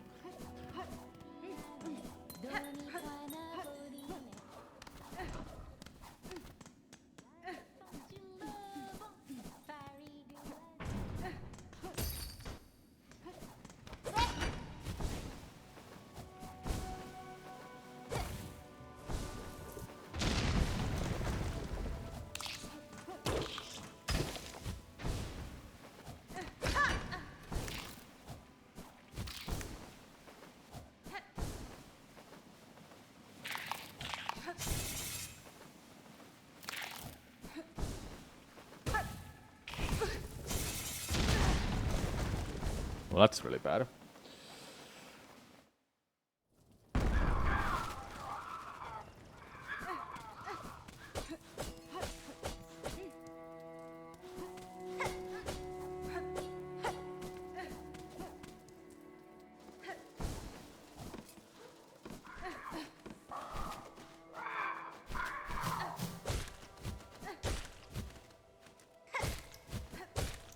Oh my god.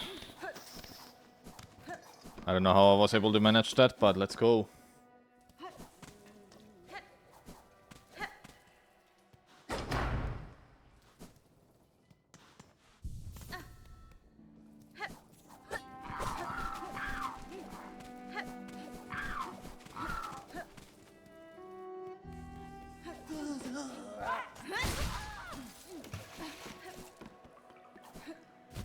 Oh, come on.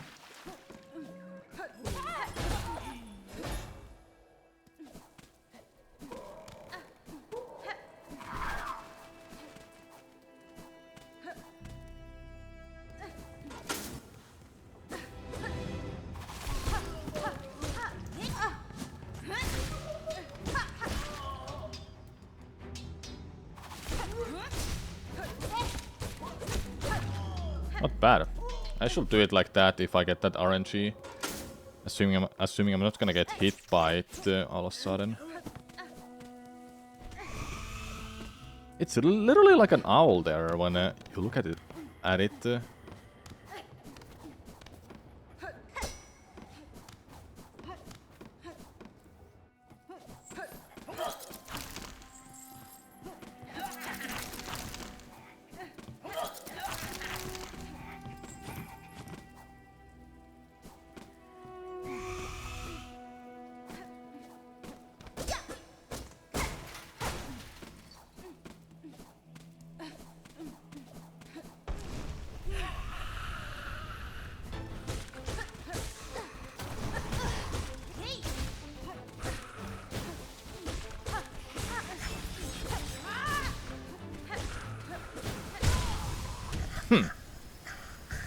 Oops. Let's just go again, shall we?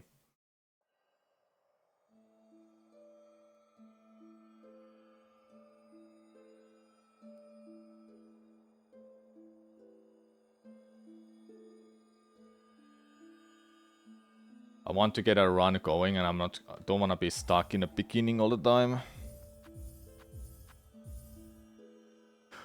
But at some point I have to be like, yeah, whatever, I'm not gonna do any more runs. I can't do speedruns for 5 hours straight anymore. I feel like my limit is at 3 to 4 hours. And it's more fun for me to do a no reset, but at that point I'm like, yeah, maybe not continue. First run feels like the perfect run for me to be a no reset, which didn't happen though. I haven't finished the run today. That's all fine to me.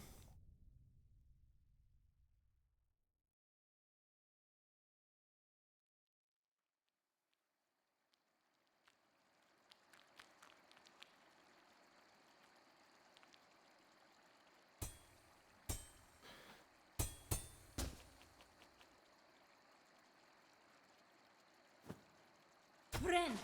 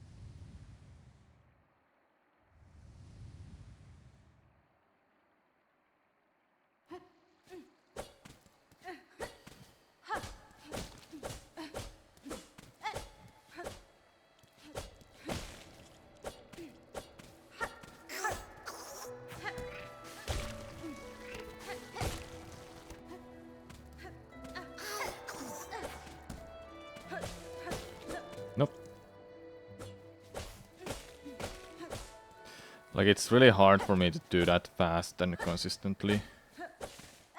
Don't know how that is to do on a keyboard. But I have no intention to switch to keyboard ever for this game. I'm sticking to the controller.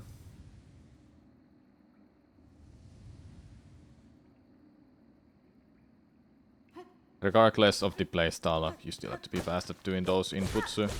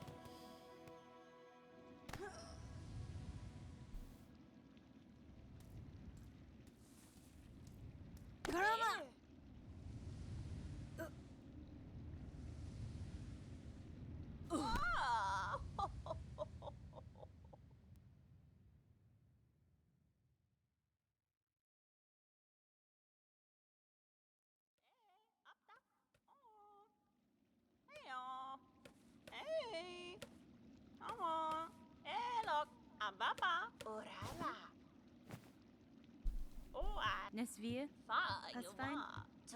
Yanara. I do wanna start grinding for any percent under 1 hour. I do wanna get that time. Would be really nice to have it.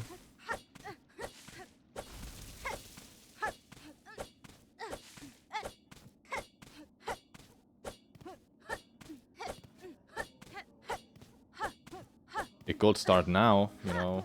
I could start doing it.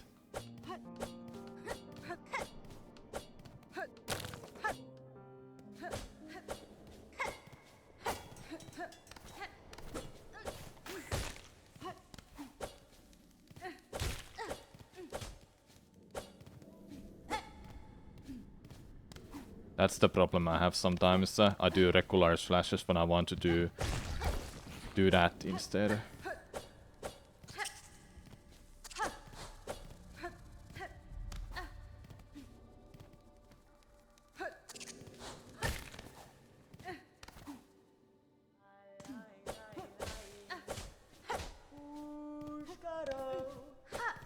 I have a really big problem to go to neutral. I use a D-pad, so I have to release the button. I don't like using joystick for... Dude, come on. I don't like using joystick for this game. I tried it and I was like, yeah, I'm not gonna do that.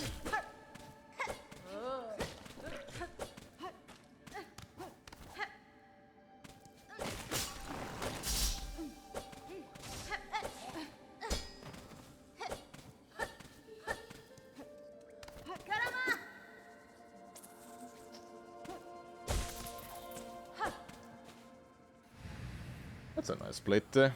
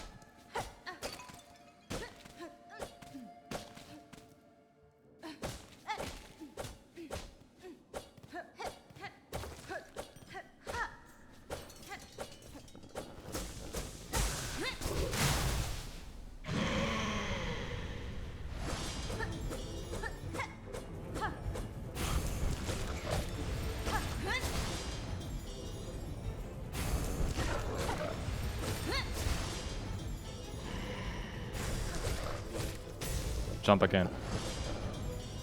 No.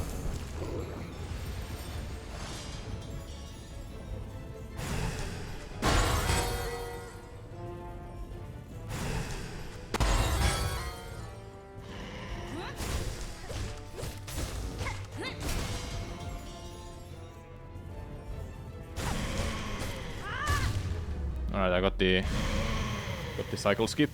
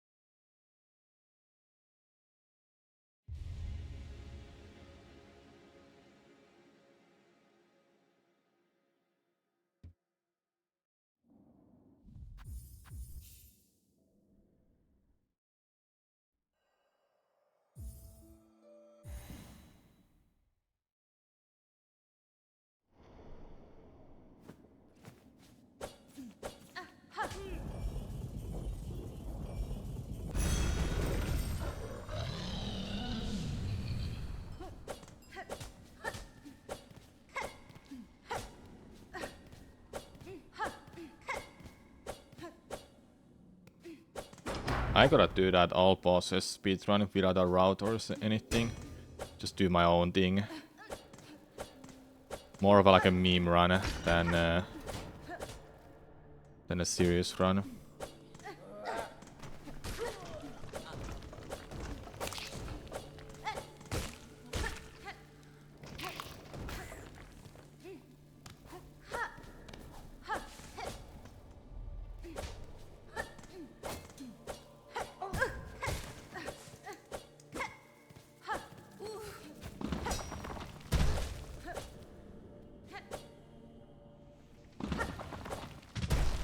Very nice.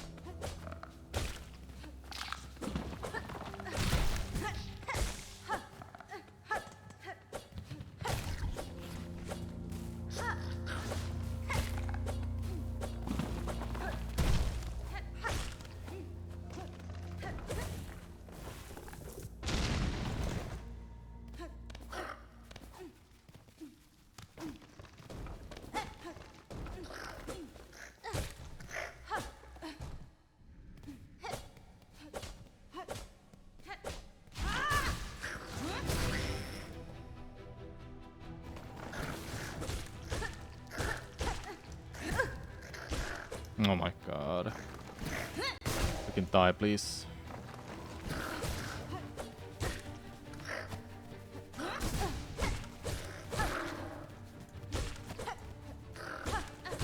Freaking wrong way for that.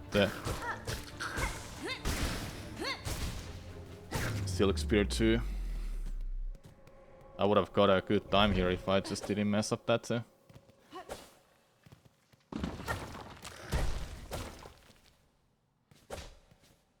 Please.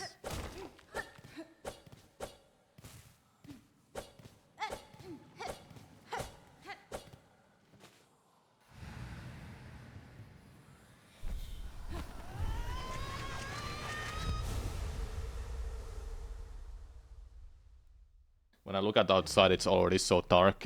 It's 5:30. 5:30.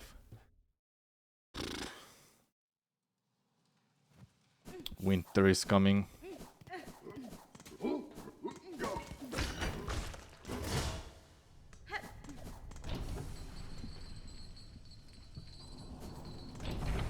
I haven't really looked at, paid attention to the Game of Thrones spin-off. They're already working on some. No, they're not even working on some. They already finished it, and it's gonna be released next year, I think.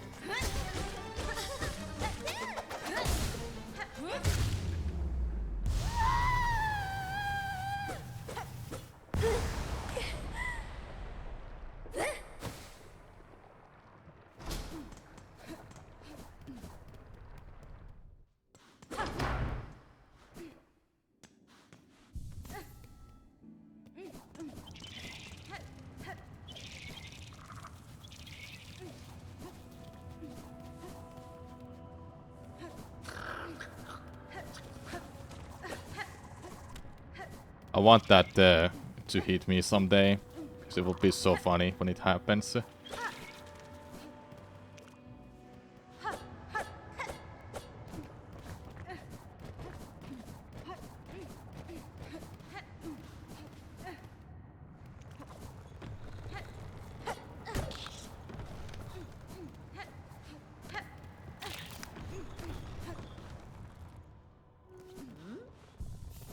Madon. Haspin? Parida, sia. Memido. Elos.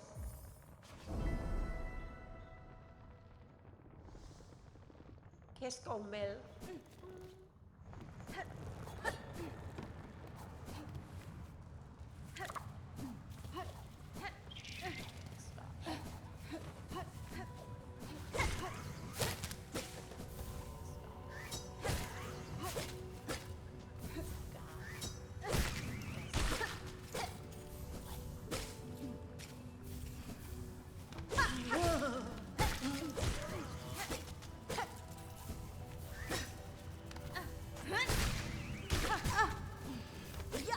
I didn't meant to hit that, but okay.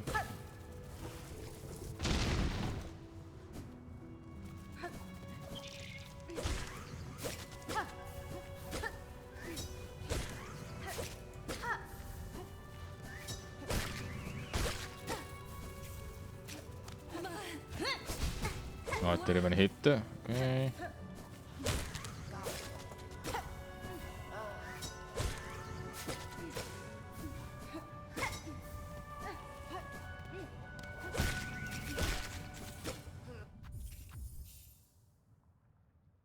Like I said, I gotta get better at that farming. I'm not good at doing those strats. Memido. Lelos.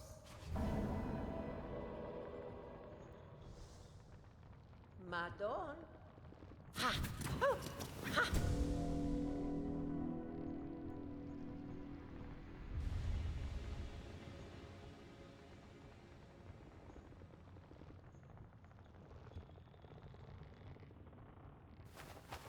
Da, fin. Sentas.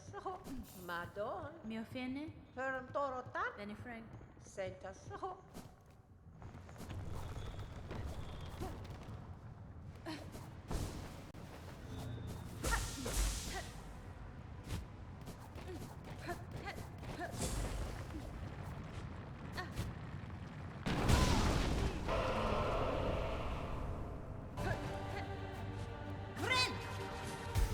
I think I used cloak a bit too early.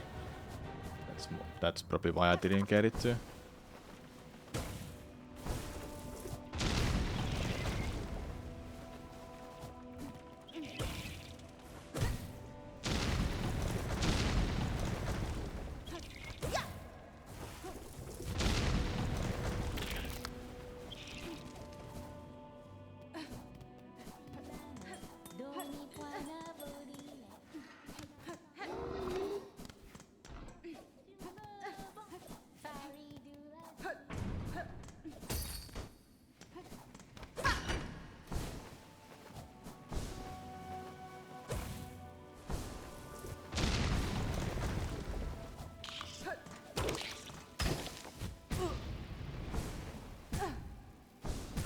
Please, just stop messing up.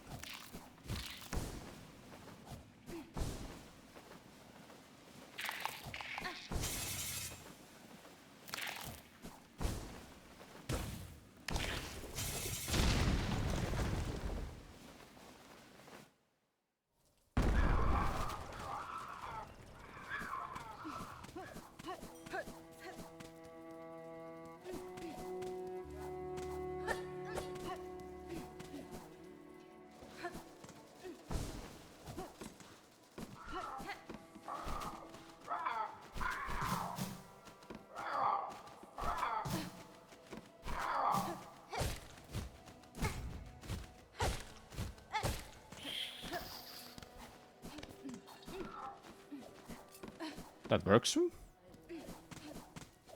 somehow.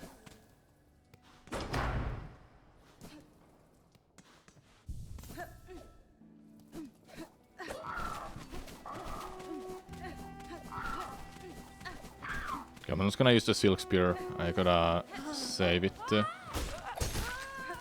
Okay, well that works somehow.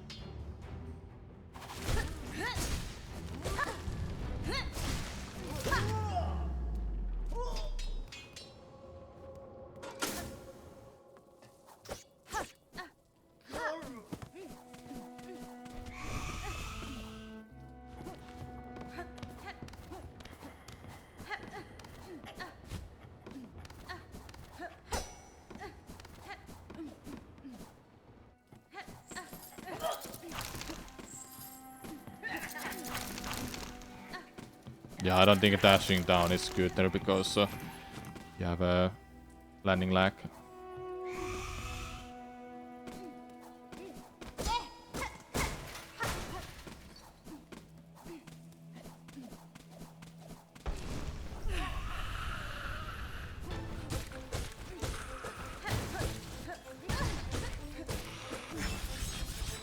Not even close.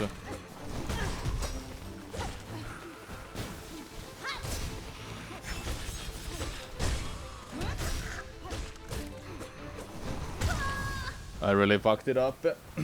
I tried to like just get it moved to the left. I'm gonna do one more run because I really just feel like I'm not getting anywhere today.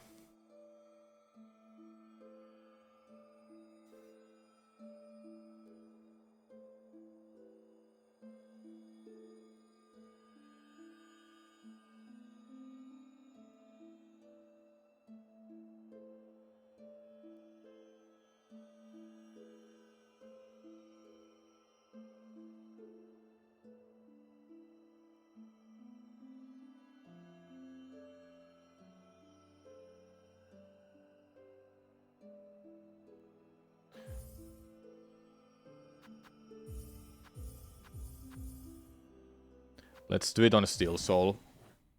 If I die, the run is over. I think it's a good way to have the final run of the day.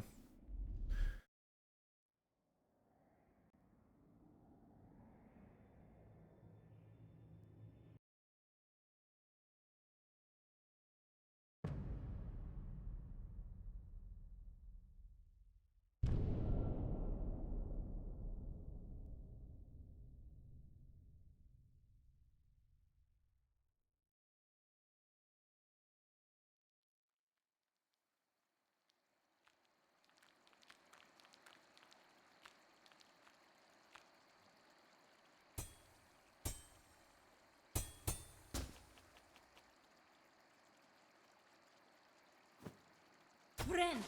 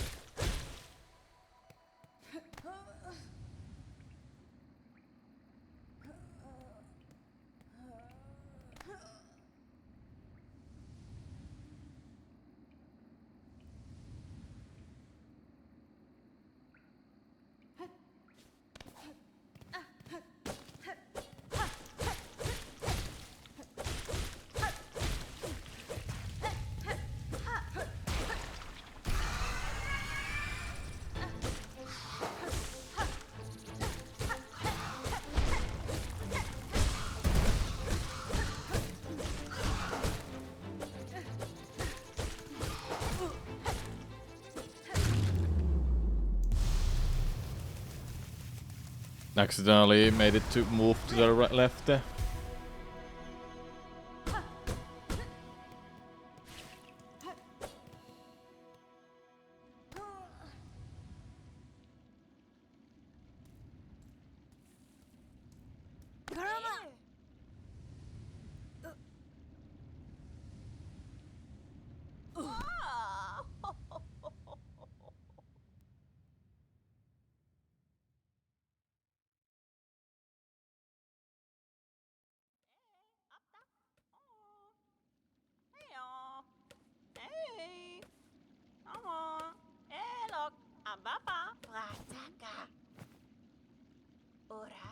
Hironare.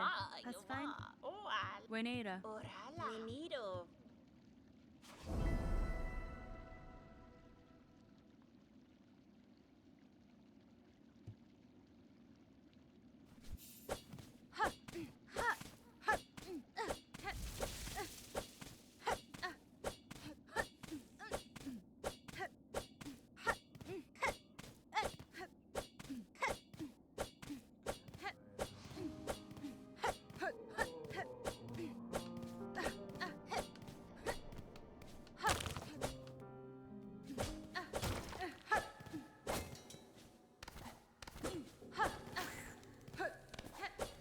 Oh my god, really?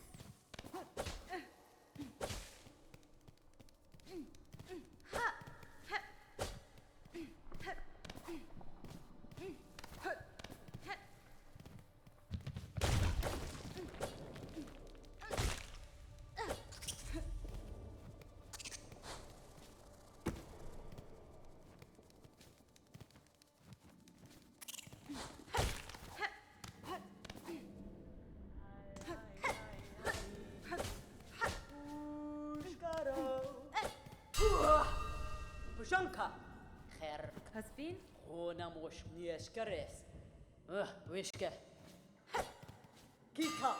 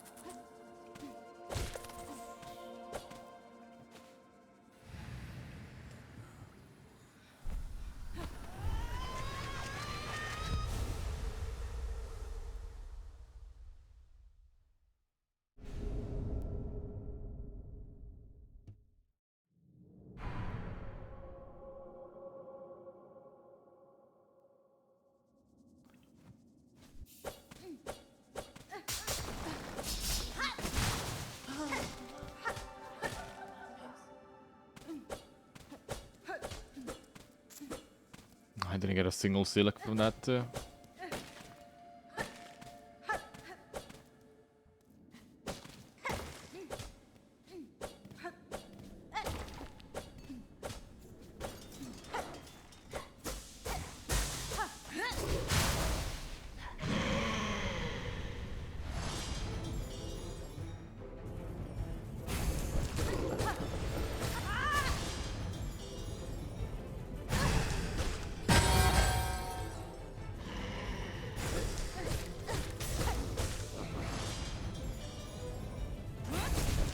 I need... yeah, I think this is fine. Yeah.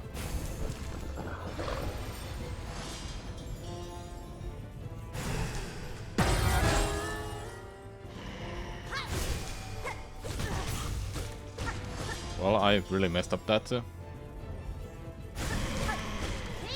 It's one more Silk Spear.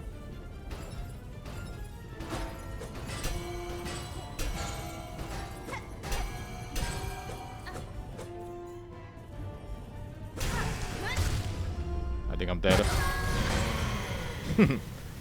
Yeah, I don't think today is the day anymore, chat. I can't somehow focus on getting runs, and this start of the game is getting rather boring to me. Same Poco strats all the time, and it's just takes like 15 minutes for the run to get actually good and fun for me. Shame, because I wanted to get my runs past to Act 2 more, but I don't think today is the day. How about we make a tier list of tools.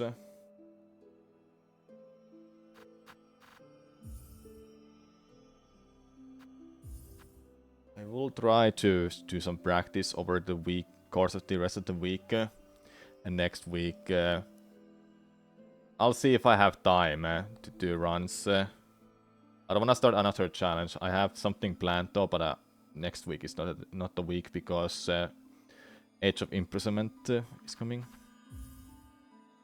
Solo game. Yeah, let's make a tier list. Let me get us some music for us.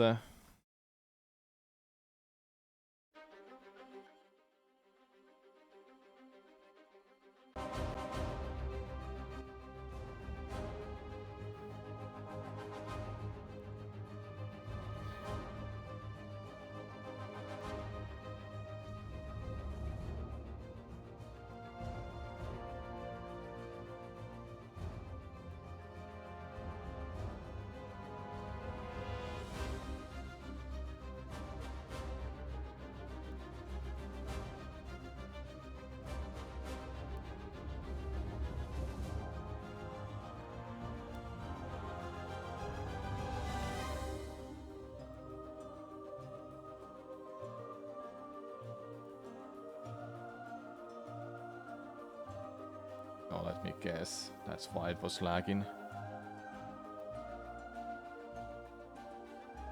Yep. I don't know what is it, but Tier Maker has this really weird...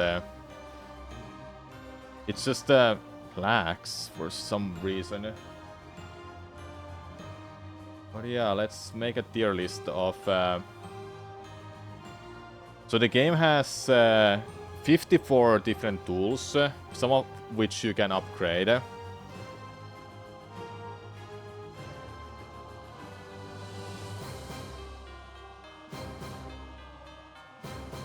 And I want to make a tier list of them.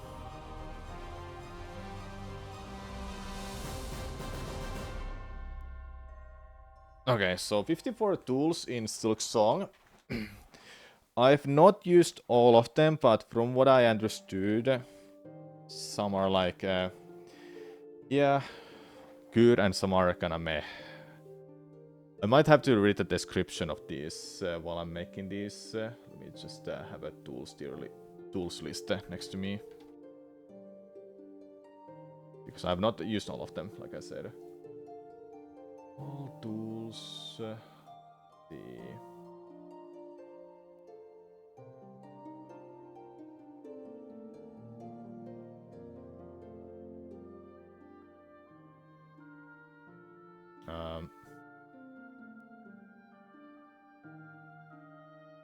Okay, weird.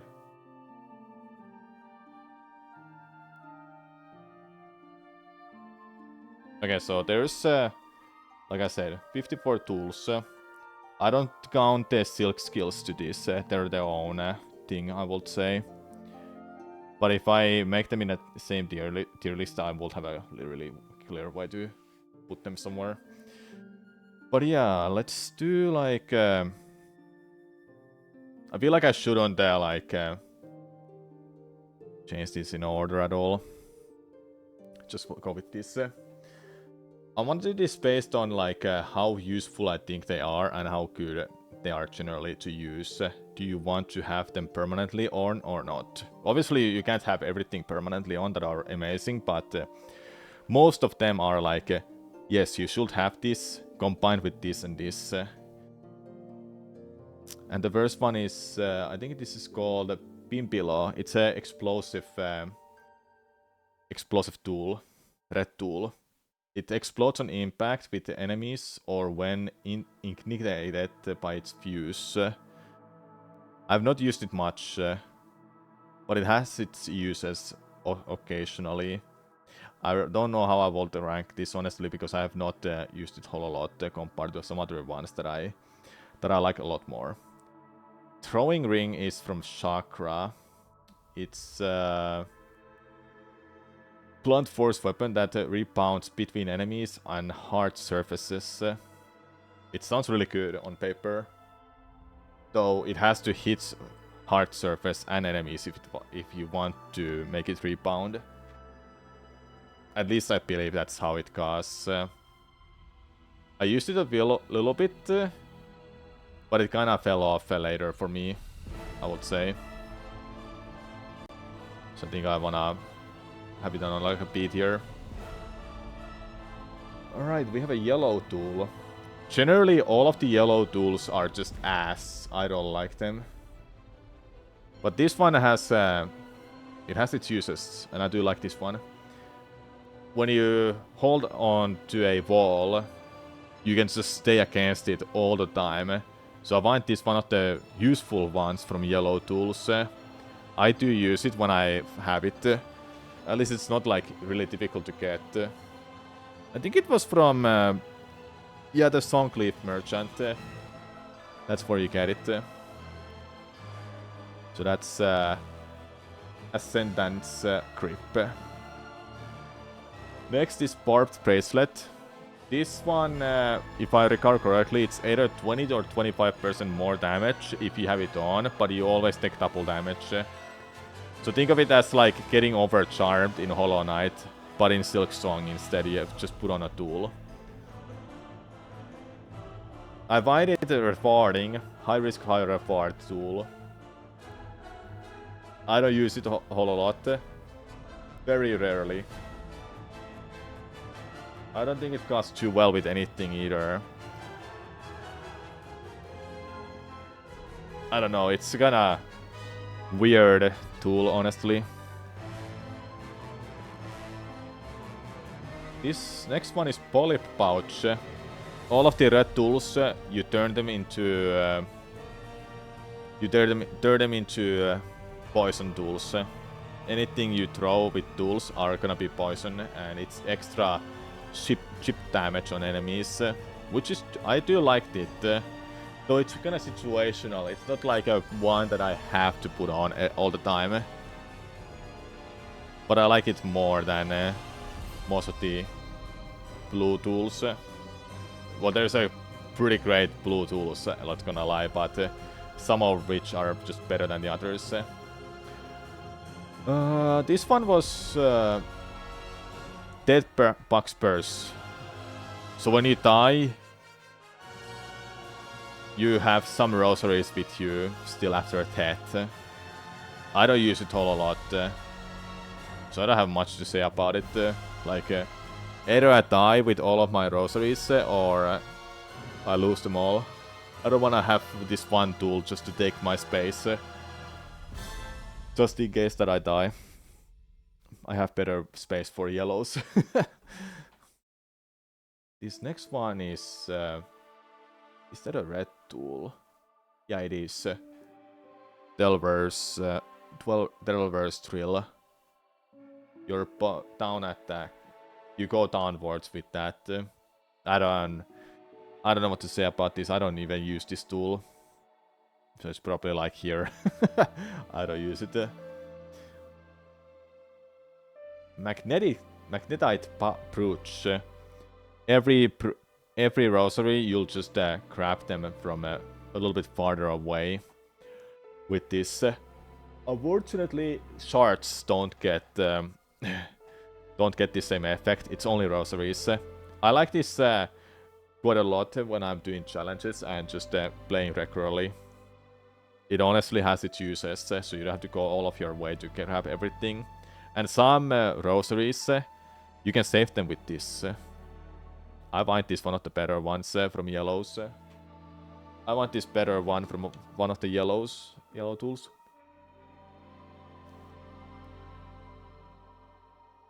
Oh, next is Compass. For a first playthrough, this was a must-have on to get familiar with the game. At least for me.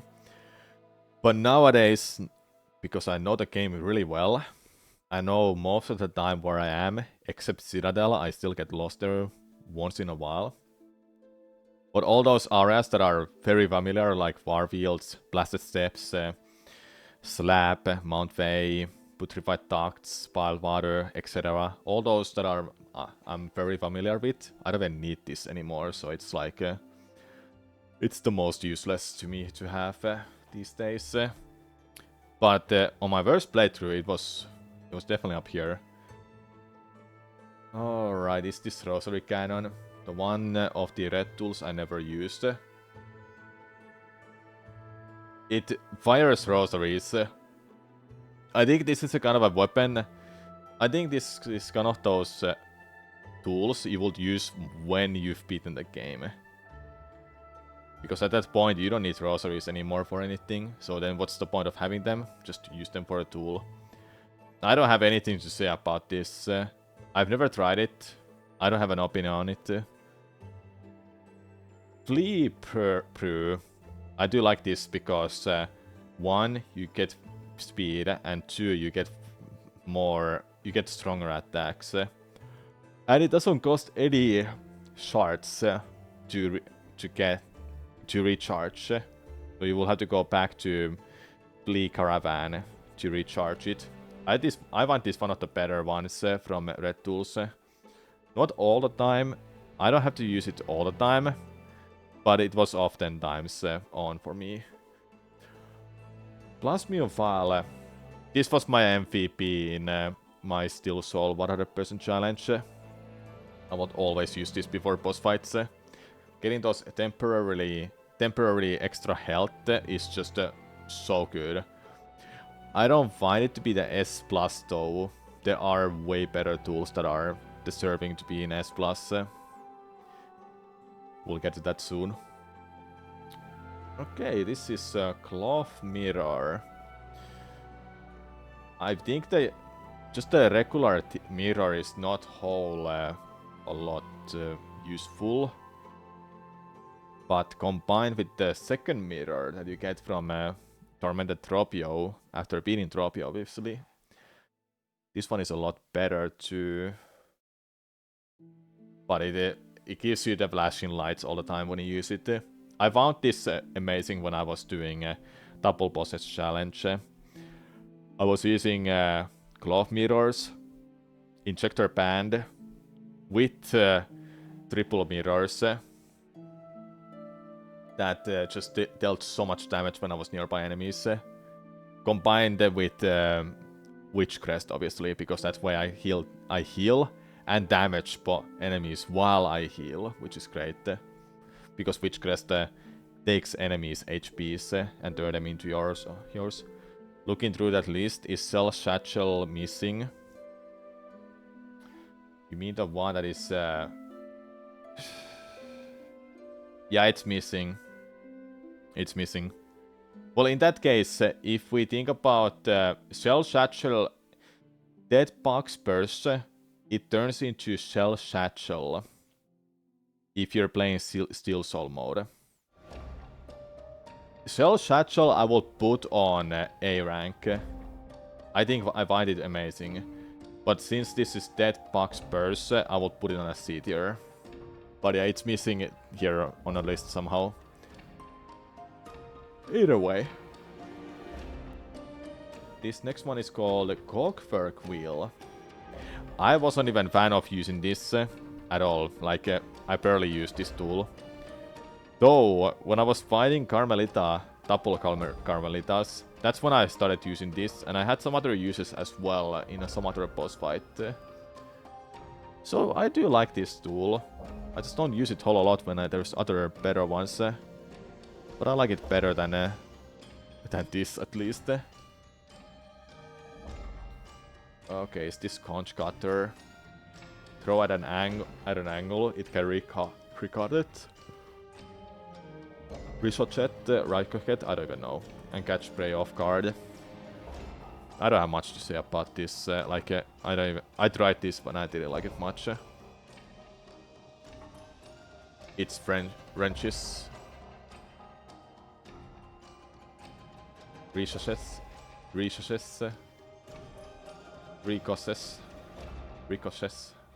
Well, either way.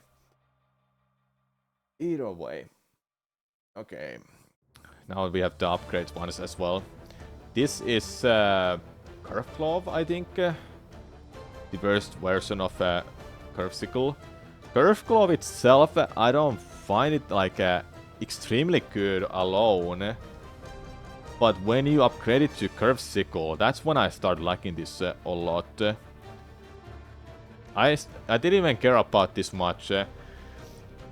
But doing the challenge and seeing how good it is, it really is like one of my favorite red tools to use.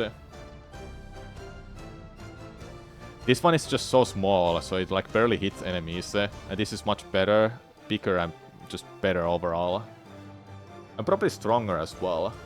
Maybe you get more tools to use with Curved Sickle compared to Glove. I'm not too sure, but yeah. Alright. Here comes my favorite, one of my favorite tools. Yeah, for Glove it depends on the enemy. For Sickle it's easier to hit smaller enemies too. Yeah, because it's much bigger range. Definitely. Alright. Magnetite dice. You would think this is like one of the useless yellow tools, but in fact this is like the most useful tools you could think of. Yeah, dice has no contest. Here's how the dice works. At first, when you have it on, nothing happens, but every time you take damage over time, your chances to avoid taking damage increases. Not only that, the critical hit for Needle Strike on Wanderer Crest, it raises up by 0.2%. It may not be a lot, but it can make a difference sometimes. Yeah, it's an easy S+, like... when I'm doing challenges and when I'm playing this game, I will always go get these tools and I just always put it on permanently. I will never take it off. It's a mandatory yellow tool to have. Like, there is literally no contest whatsoever against those dice. Just because nothing else in the yellow category can compare. Definitely. This is just one of the best tools in a game. It may feel like it's just a passive effect, but it really does make a difference sometimes. Next is Ecophilia. Decreases the cost of silk skills while health is full. Now I can see that being amazing when your health is always full. And it can be great for like challenges where you have to keep your health full. Maybe like no hit or no damage. But you get it so late in a game. You get it after you bring back all of the fleas to the caravan. There's 30 fleas. So it's like really a late tool. I can see it being useful.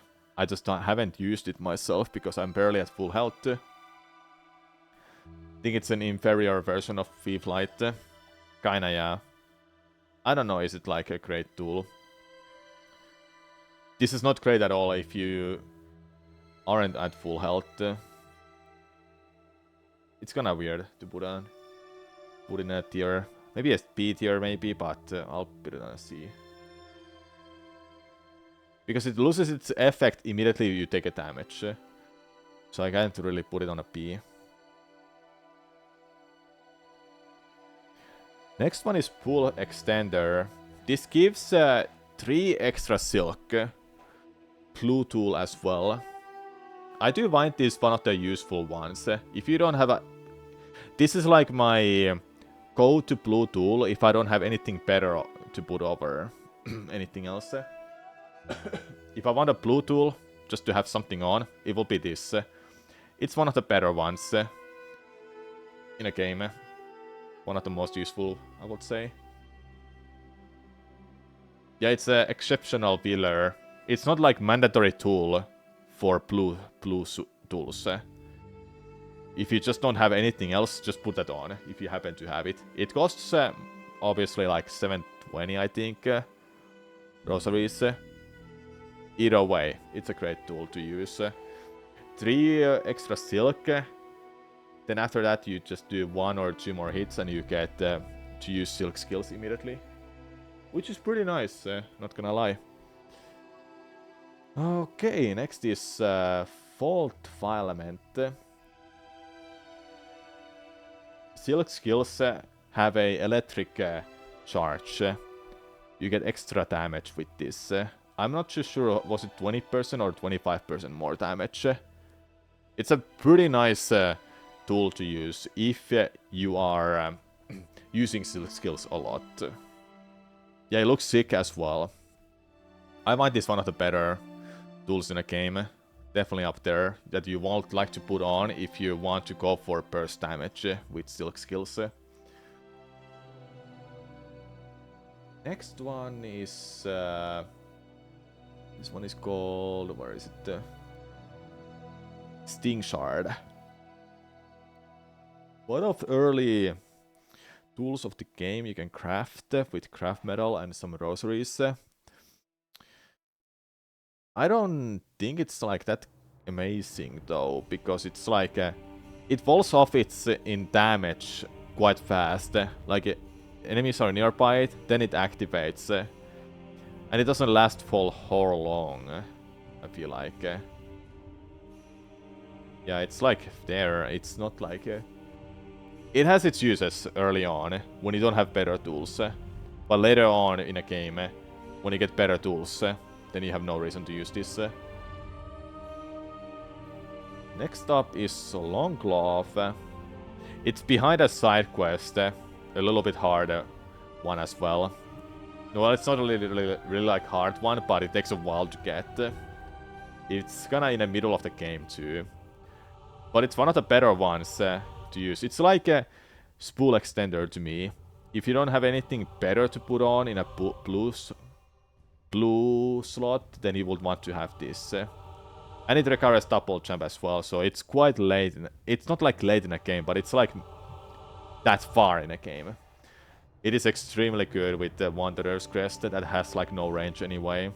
I want this one of the better ones in a game that I would like to have this on if I have Wanderer's Crest.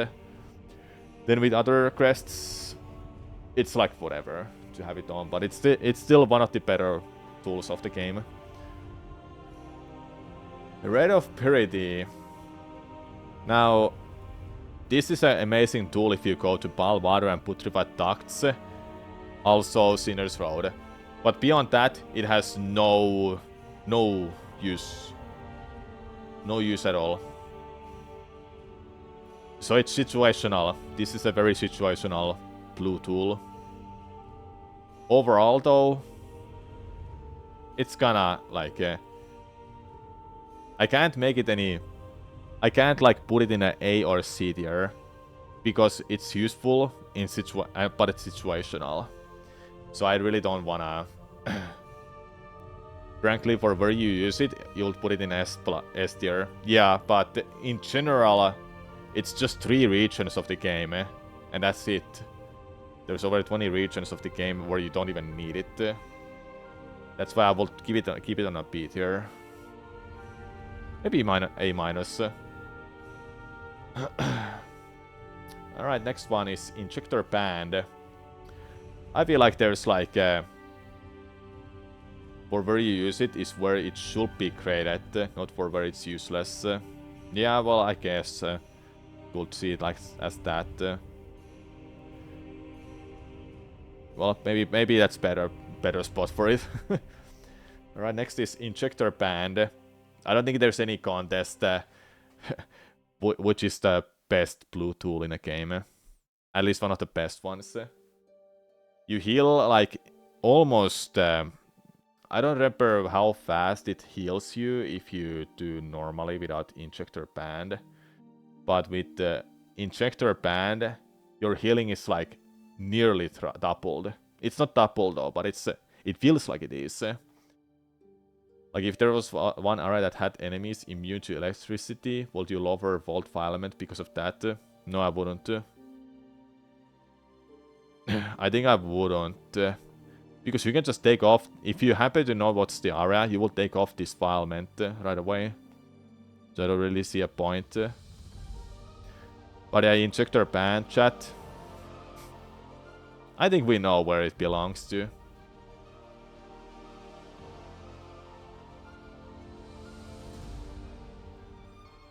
Thieves Mark.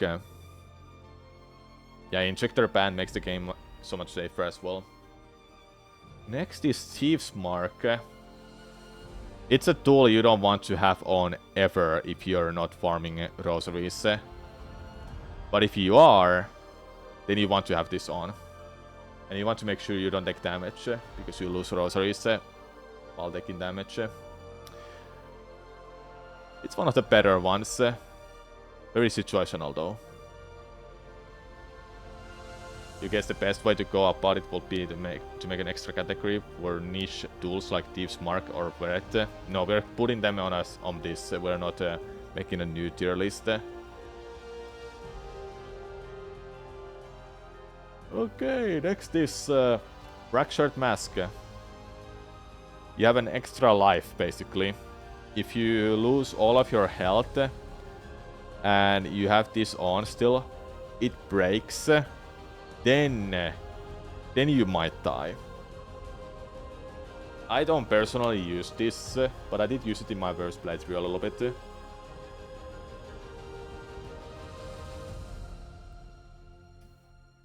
One of the best ones. You like it until you have like 7 max HP. Yeah, I think early game with 5 or 6 mixed 6 HPs, it is definitely very good to have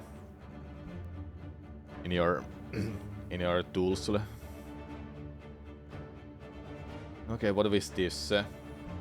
Memory crystal. Like, I don't know what I will do with this. I don't even like this tool. Like, you have to take damage in order for this tool to work. I don't care about it. You're never fan of triggers when you get hit things.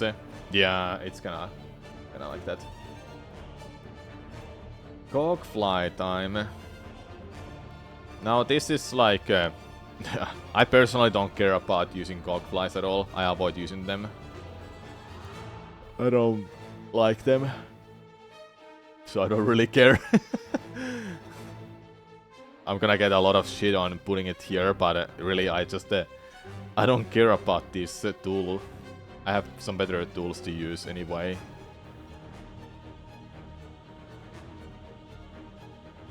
Cogflies, from what I've seen of them, they are over-centralizing in a way that like Injector Band is. Yeah, I know, everyone wants to use that. They push out other tools out of their slot category. Yeah. But I just don't really like using those, so I don't have much to say really.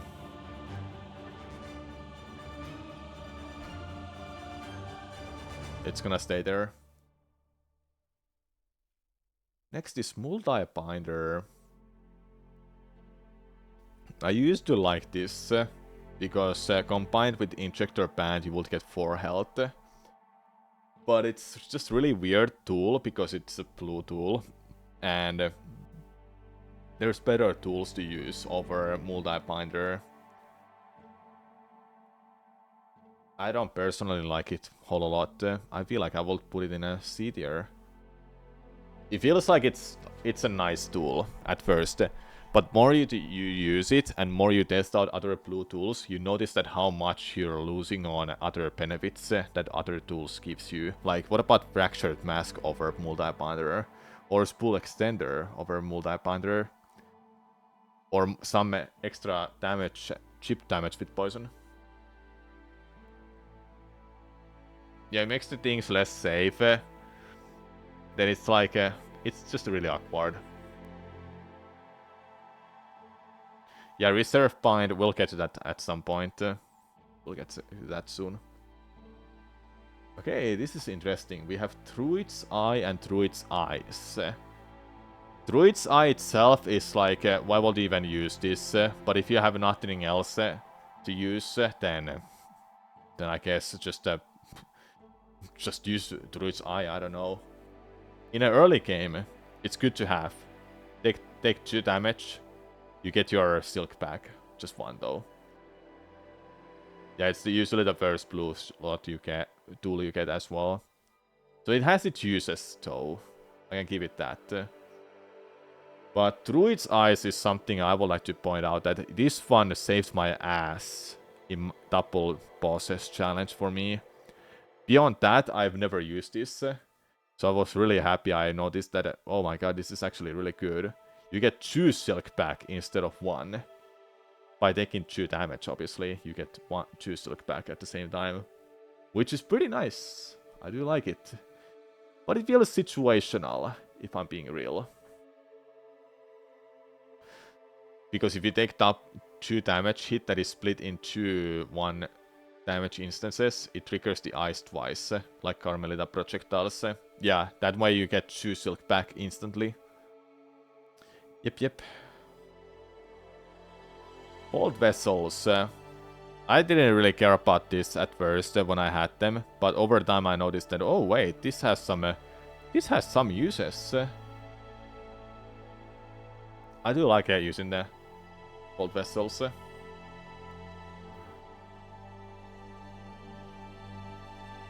Okay, next is pin patch. If I'm being real, at this point of the game when you get pin patch, it's like just kind of whatever. I don't use charged attacks a whole lot, so I don't really care about this patch. What does it take, like 2 seconds to charge? And with this it's like, I don't even know, is it a second or less? But it must be good if it's a blue tool.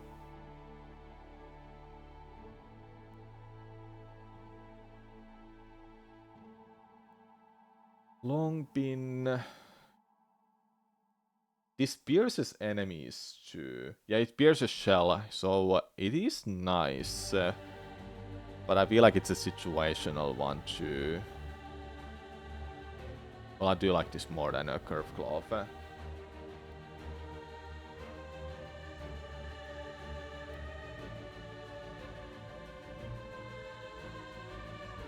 Yeah, they're excellent on PLater. I can imagine they're really good.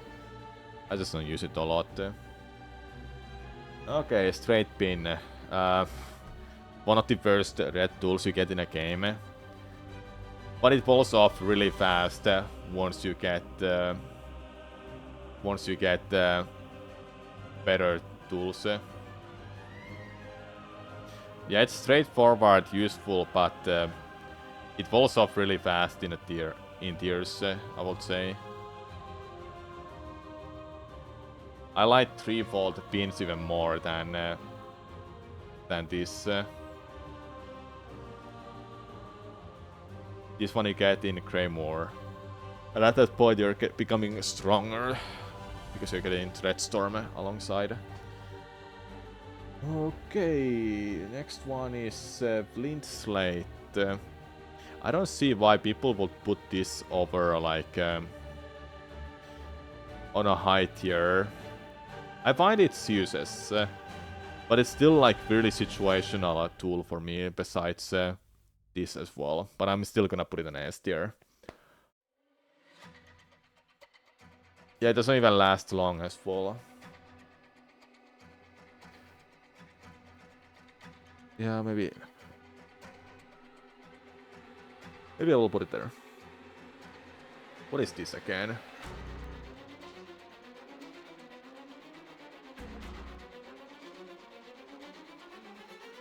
Where is this one? I don't see it. Oh, quick sling. Doubles the number of tools thrown. It's a blue tool too. I really don't know. If you're a tool user, then yes, it's a great one. But I'm not a tool user, so I don't really have a whole lot to say about it.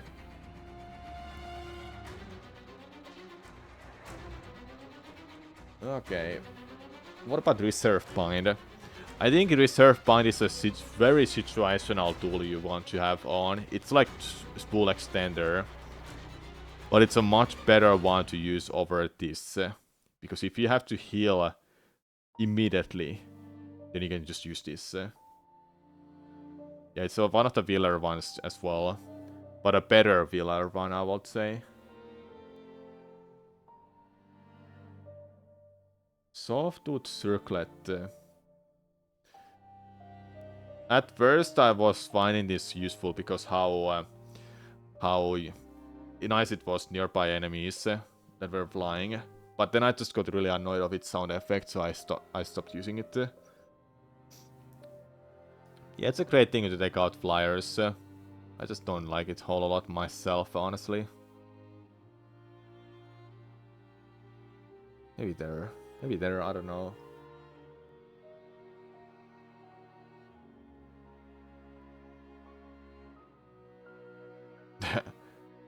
What do I want to say about Scuttle Praise? The better you become at the game, the less reliant you become on it. You'll agree with that? Yeah. Dude, like, Scuttle Brace. I don't like this tool. I instantly hated using this tool when I used it. Shard Pendant. It's nice to have this early on, but the further you get in a game, the more useless it becomes. Same as some other tool that I can't think of now. Yeah, Rasha, okay, well the same too. Now, Silk Speed anklets are like, I don't need it, but it's a great tool to have once in a while.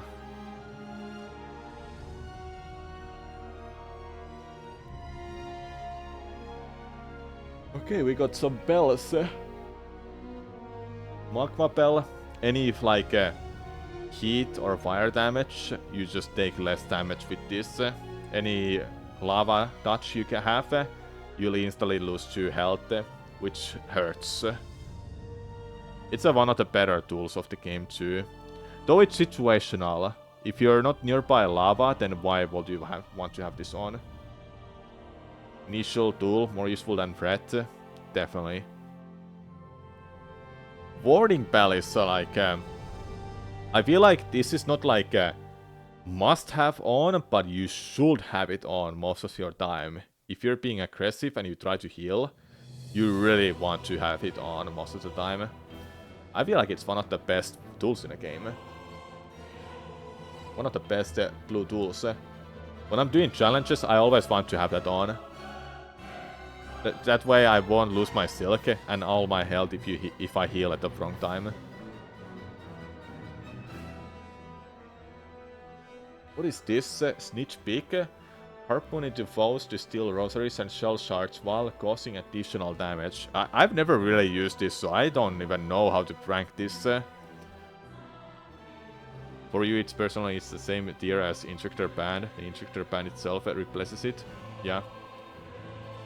You tried it and it seems like it doesn't do anything. Yeah, sounds like it's like whatever. Yeah, it exists, but there are better tools too. In a game. Well, I think we can agree with this that this is ass.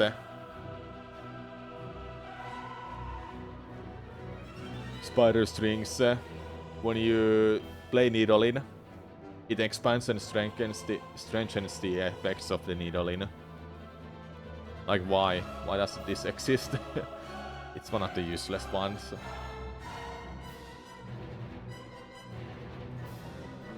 Okay, what is this next one? Where are they? Dax.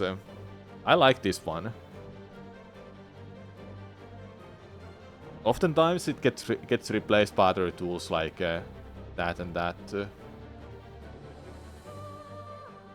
Somewhere like there, maybe. Yeah.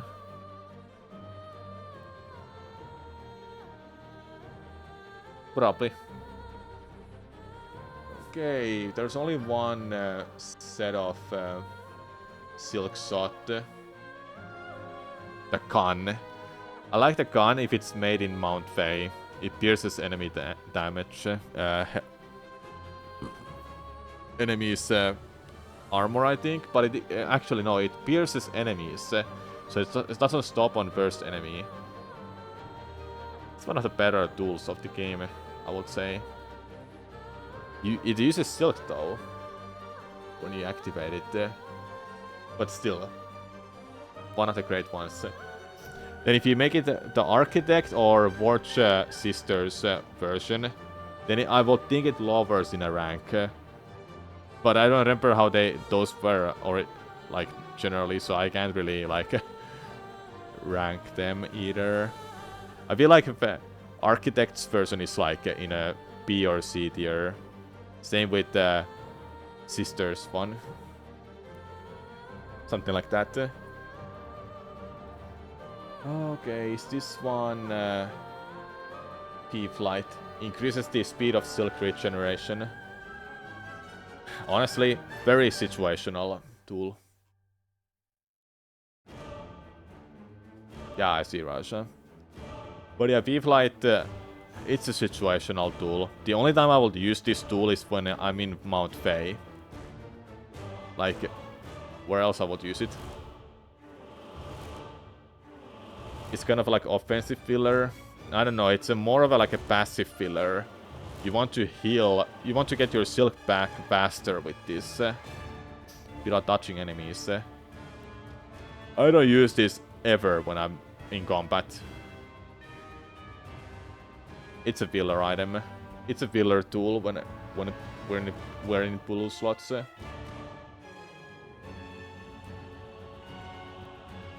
Okay, what was this one? The Fairer will recoil less when striking foes and will not be flung as far when taking damage.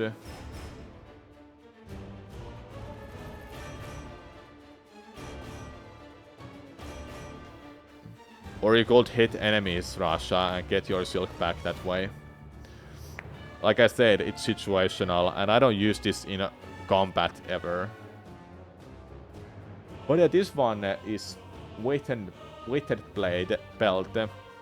You have less recoil and knockback when you take damage or hit enemies. Think of it as whatever that charm was in Hollow Knight. Weighted belt you always used as yellow filler. I feel like I always used it myself all the time. Like if there's yellow tools I want to have on, it's always this and this as the first two ones. I do like this one. I feel like it deserves that kind of a spot. And when I see this, I need to raise up this. This is like getting better in my opinion. Yeah, that's fine. Okay, last one, chat. Wispfire Lantern. One fire damage occasionally. Sometimes it may not hit, sometimes it will hit. Very situational blue tool, I would say. Not a great one, I would say. Yeah. I don't know, it's really weird to do that. Okay, let me just arrange this again.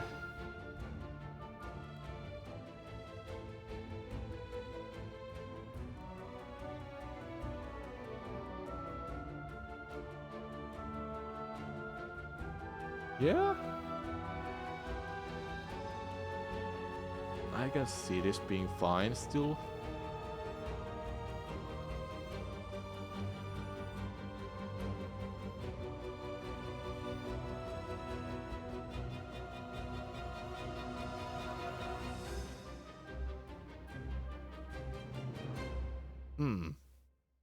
What do you think, chat? Is this a good list based on how useful I think they are? Well, I don't know about your opinion, but I think this is it's a good list. Freaking dice on a number 1 is so hilarious. But if honestly there is a one dice I hope I will never ban in my challenges, it will be this. I never want this tool to be banned in any way. It is based on your opinions, so you don't need to care about my opinion. True. Okay, oh yeah, speaking of... but yeah, this is my tier list of how useful I think Silksong tools are. It's all the tools, there's red, yellow and blue. 2 blues in S+, and 1 yellow in S+, which is surprising, right? And the first red tool is here. And here's second and third. I think it's all around a solid list. I like it. I'll take a picture of this and I'll post it on Twitter later. Twitter. Don't even have to use it ever again, but as a content creator I should use it still. Just occasionally. Oh yeah, chat. Let me show you. Let me show you this.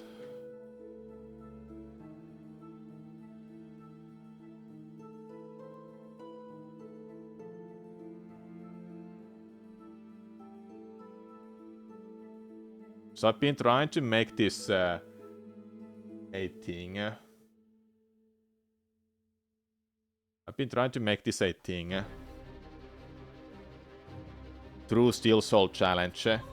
Because I felt like Steel Soul 100% didn't feel like super difficult to me. So I'm thinking I need to make it harder for myself. You wouldn't wanna call it like that? Well, what do you wanna call it then?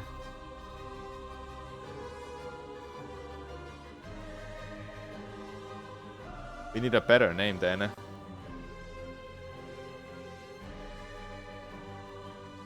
Brutal Steel Soul Challenge. Something a bit more personal. Hardcore challenge. People don't understand hardcore, what the hardcore challenge is. I need it to be, if I'm gonna rename this as my own personal challenge, I want it to be something people understand. It's a difficult challenge.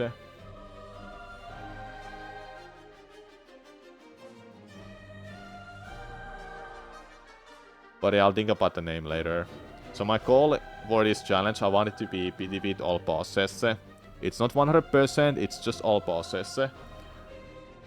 Then true permadeath, meaning that any death is permanent, no matter if it's in a memory or not. Any form of quit out to avoid damage or death is banned. I know that. Now this is the interesting one I think will be actually interesting to implement for this challenge. Let it be known, there's 54 tools in a game. Well, 57 actually. Or 58, but over 50 tools. So think about spinning a wheel and you only allow 10 tools for your whole challenge. Does that sound fun or fair for this challenge? Or would it be better it's 20 tools? I don't like how it's spinning wheels so much for this. I'd rather put it in a random number generator and make the pick for me that way then. I would pick the top 20 ones only. Because spinning a wheel takes a while. That's still something I want to have. I don't want to pan tools. I want to spin a wheel or let the random number generator decide me. Okay, these are your tools you can use. Go ahead. So yeah. What did I just show you? No, I didn't show anything important. I think this additional rule is nice to have for Act 3 then. When you get that far, and you only have 10 tools still only unloaded, it feels really unfair and difficult, I would say.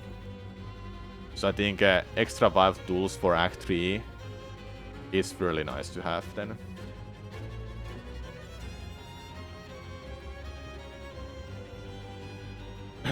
So I think this is the thing that I feel like doesn't need to be randomized.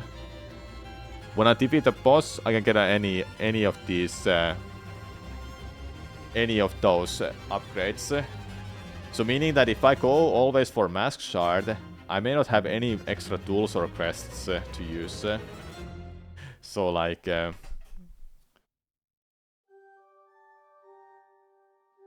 Oh, actually, it is yeah, random. Yeah, so I roll a wheel. I roll a wheel for Mask Shards, Pull Fragment, Silk Skills, Crests, and any tool. Then if it picks Crest or Silk Skill, then I have to roll a wheel, and it will let me decide which one I have to go for. I think that's a rule I want to have. I have to go for Reaper's Crest, for example, immediately when I have a chance, after I've got that far in a game. But then Shaman Crest, I think I'm not gonna have it in there because it's Act 3 only. So it's really hard to get it. Impossible in that case, but yeah. Then a crest lock, meaning that if you pick a new crest, you're locked into using it. But it's excluding start of Act 3, because you're gonna be locked on using a Hunter's Crest. I think that way I get to use other crests, so I'm not always using Hunter's Crest, because it deals more damage. Because you can upgrade it, you know, with Eva. And this is something I still have to figure out. How do I want to do this? Do I want 15 bosses to be the first needle upgrade, or do I want it to be 10? You cannot get 30 bosses. I think you can't get 30 bosses in Act 1, Act 2. So this is really hard. I feel like it should be something like this.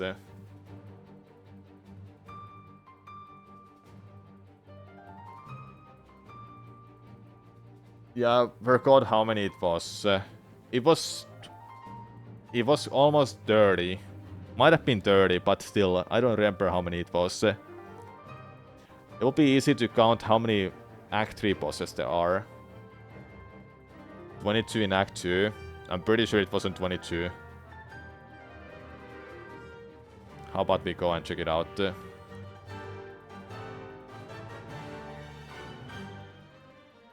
You freaking... You just didn't go there. Oh.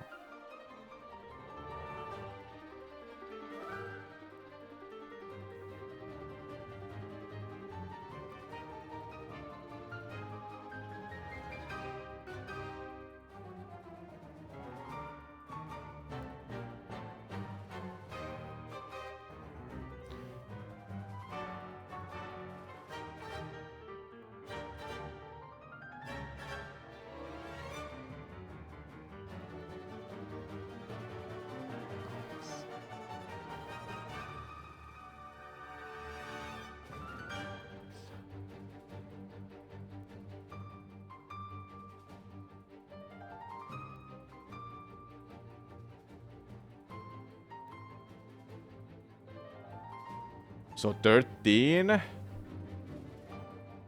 13 bosses in Act 3. Let's see how many I can get in Act 1. Well, Act 1 is 1, 2, 3... Wait, 2, 3, 4, 5, 6, 7, 6, 7, 8, 9, 10, 11, 13. I think it's 13 bosses in Act 3, Act 1. 13 bosses in Act 1. I'm pretty sure it was. Because I remember in my challenge for double bosses, I didn't beat Conch Flies. And I was at 12 bosses after beating last judge. Skulldarant, Bellbeast, Lace, Beastfly, Fort Chorus, more Wing, Splinter, Widow, Conch Flies, last judge, Phantom. Oh yeah, Phantom was there too. So 14 bosses in Act 1. Yeah, 13 or 14 bosses. But I already counted on the Act 3 bosses only.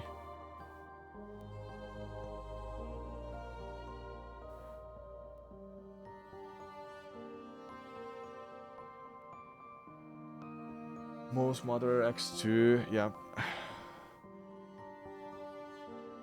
God. 1, 2, 3, 4, 5. I didn't count. I did count it. Let me count it like this. 1, 2, 3, 4, 5, 6, 7, 8, 9, 10, 11, 12, 13, 14. It's 14. 14 bosses in Act 1. Right?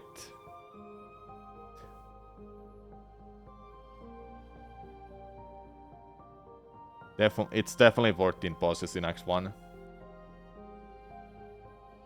Your list has 13. Well, okay, what's missing then? Let me count this. Moss Mother 2, Moss Mother 1, 2, 1. Just follow carefully how I count this. 1, 2, 3. I didn't count Most Mother 1. I did count it. Just let me count again. 1, 2, 3, 4, 5, 6, 7, 8, 9, 10, 11, 12, 13, 14. You figured it wouldn't count for wheel spins? Well, for wheel spins, yes, I wouldn't count it because you can't get a mask shard or anything besides Silk Spear. You have to get Silk Spear to continue the challenge. But yeah, I didn't think of it that way.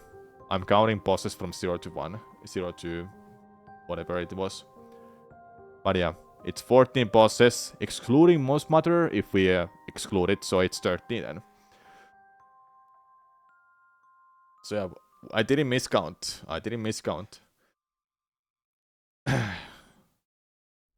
Then Act 2.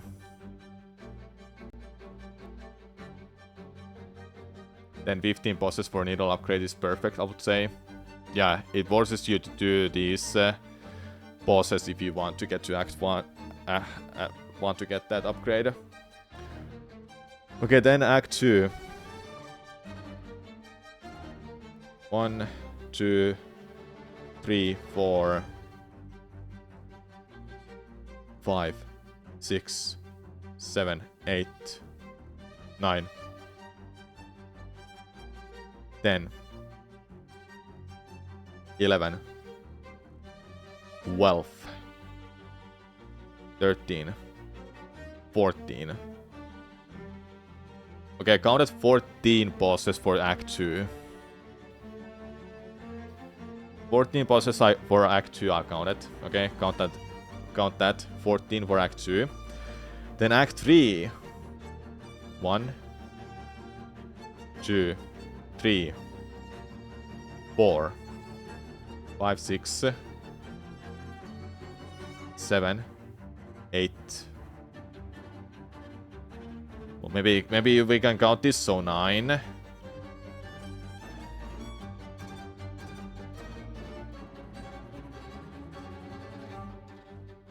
10, 11, 12, 13, 14. So 14 bosses in Act 3, besides the Lost Lace. And I might have not counted Grandmother Silk, by the way, so it will be 15. Chef, Lucoli, Pacefly 2, 4 Brothers, Raging Conchfly, Gold Form, First Sinner, Brute Mother, Unraveled, Cockwork Dancer, Lace 2, Tropio, Crawl, Grandmother Silk, Chef, Beastfly, 4 Brothers, Raging Conchfly, Gold Sinner, yes, Brute Mother, Unraveled, Cockwork Dancer, Lace 2, Tropio, Crawl, Grandmother Silk. That's 13, one is missing. Water Flames of the Flame.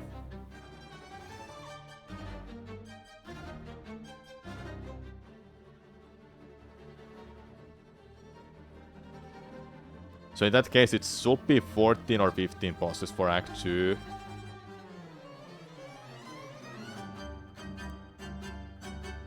Second Sentinel. You're missing that, so it's 15. Well, let me count this again. 1, 2, 3, 4, 5, 6. No. 1, 2, 3, 4.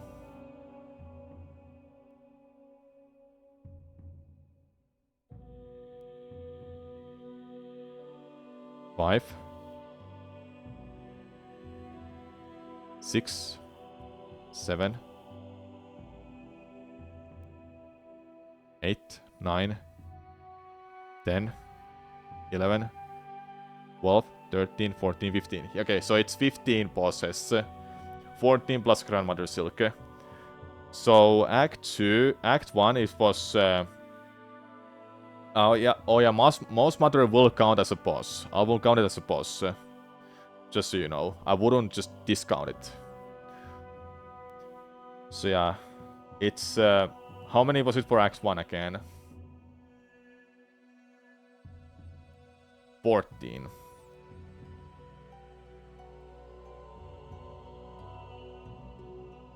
Before Act 2, exactly 14.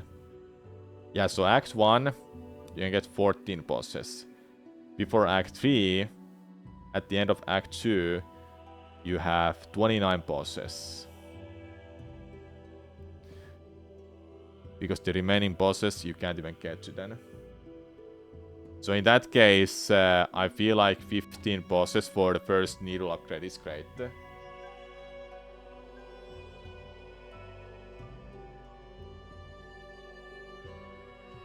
So 15, 30 for needle upgrades are the exact numbers. You need to make them unavailable before act switching. Yeah. Would it feel just too much to have third needle upgrade being at 45? That's before final boss, by the way. Before final boss, you would get a needle upgrade. So in that case, you would have to go for all bosses. It's my call anyway. It's not a lost lace. I don't know, is this like a... Does this make it easy mode then? Yeah, I have to do optional ones. And I mean... don't forget the call. I have to do that. Basically 100% in the game. You know what? Fuck it. No. No more needle upgrades after that. No. I want this to be hard for myself. I don't want it to be just 100% the steel soul again. I want it to be hard. Something that makes my heart pump out of my chest. I want it to be difficult. But what the hell do I name it? If you want to make it harder, restrict the use of memory lockets. Don't give me ideas. I kinda wanna do that now.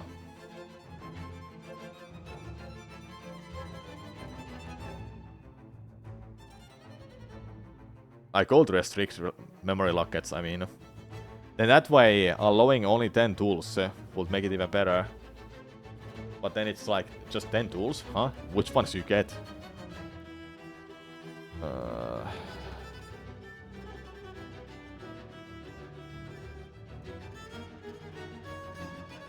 Do I dare?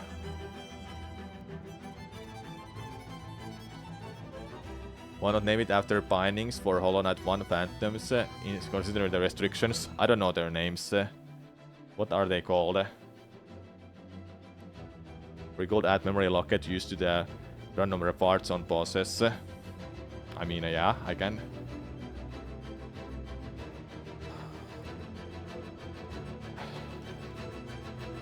Yeah. That way, if I get a memory locket, like 5 times in a row, without mask shard or spool fragment, or any tools, I just screw over myself with this only. Especially if I roll a crest and I get something like a beast crest, then I'm even more screwed with this. I want situations like that. I have to try to like play around it. I want that challenge to be around that. But yeah, what are those called? Those bindings?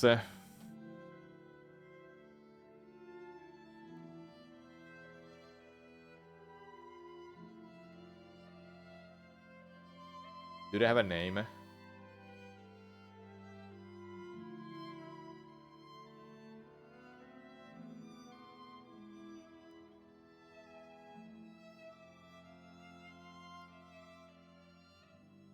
Nail biting, shell biting, charms biting, soul biting. Shell, soul, nail, bindings, silk-bound bind, silk-bound soul.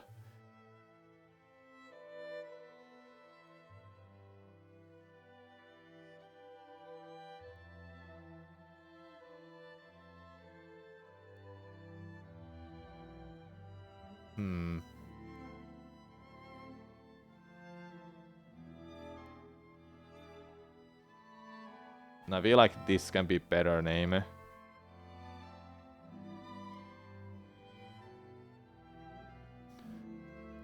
But yeah, I'm cooking this challenge still, chat, and we're getting there. Adding those memory lockets to the random upgrade. Good one. Good one. That way I'm not always going to get something like Mask Shard or Spool Fragment all of a sudden. I might get memory locket and I can't even use it. Can't even use it because Beast Crest has 2 slots you can open. That's it.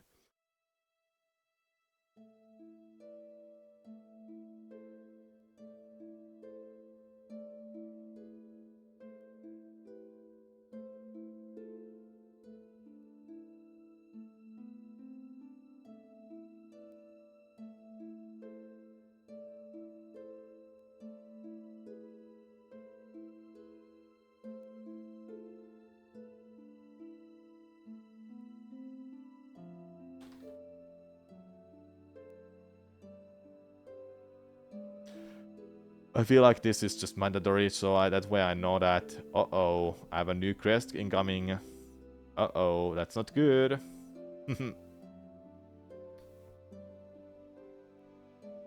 I wanted to make it like this too. Act 1. Reaper, Wanderer, Beast, slash Dreadstorm, Sharp Dart,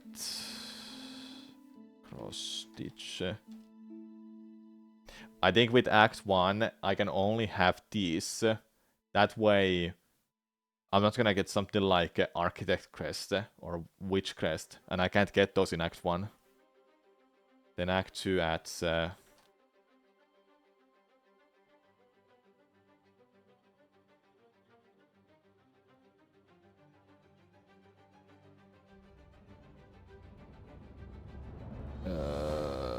Rune Arc,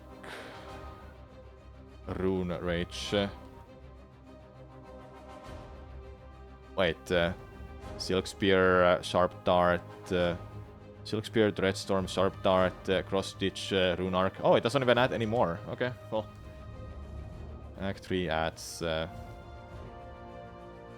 Shaman and Pale Nails, I think it was called. Nice.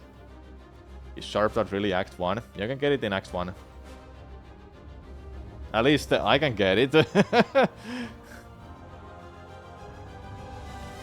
Yeah, you need to do some junk to get it, I know. Maybe in that case I shouldn't put it on here because it relies on the Dreadstorm. The way I do it, it relies on Dreadstorm. So yeah, let's do this then.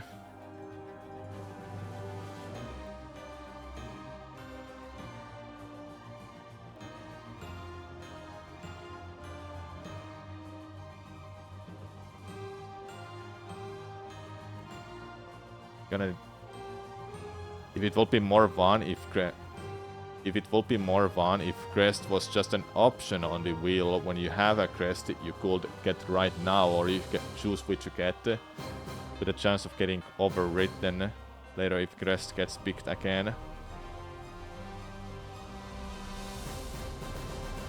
Yeah, I can do something like that. The wheel decides which crest you have to do or pick up.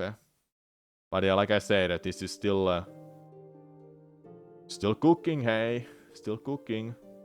Guess that requires testing which will be better. Yeah, I don't know. I think the first time I do this, that's when we'll find out if this even works. But I know I'm not gonna get to Act 3 that easily because of this requirement I have here. +2 needle all the way through. Oh boy! Oh boy! That will be fun. Right. But yeah, I think I'm gonna be done, chat. I think I've done enough of showing this. I only wanted to do... only wanted to show this that I was gonna work on. But I got the list. What's the waiver, Russia?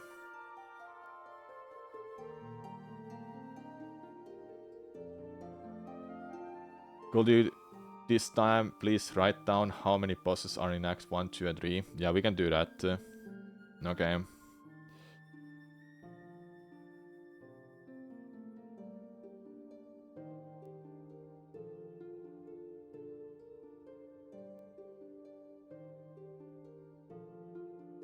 How many was it in Act 1?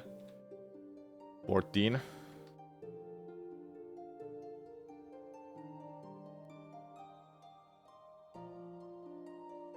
Was it 29 for Act 3, Act 2?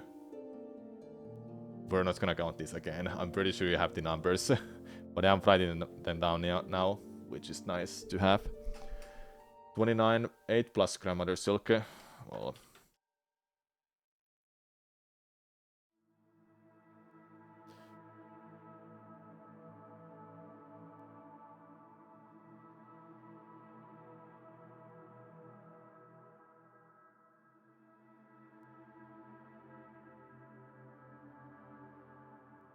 Plus... yeah,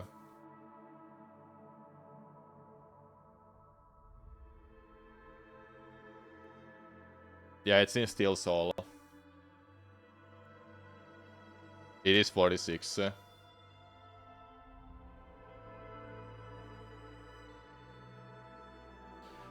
yeah, I think that's it then. That should be all of them. No, the final boss wouldn't count towards the challenge, but yeah, but I would still count it as a boss, you know. So for this challenge, it's 46 bosses you have to beat.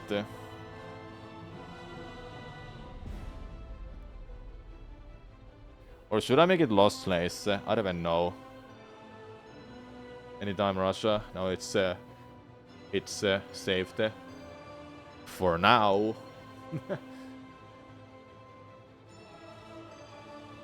But yeah, I think I'm gonna be done, everyone. I will be back tomorrow. Summoned Savior is technically an Act 2 boss.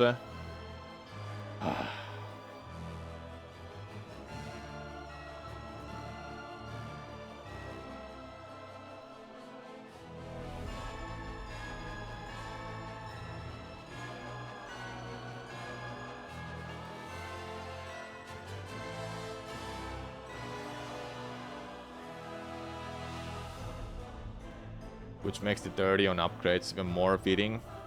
Yeah. Assuming you can get to those locations where it's where they've been having the ritual. I think you can to get to all of those in Act 2. But yeah. So now let's make it like this. Wait. 28 plus this 28.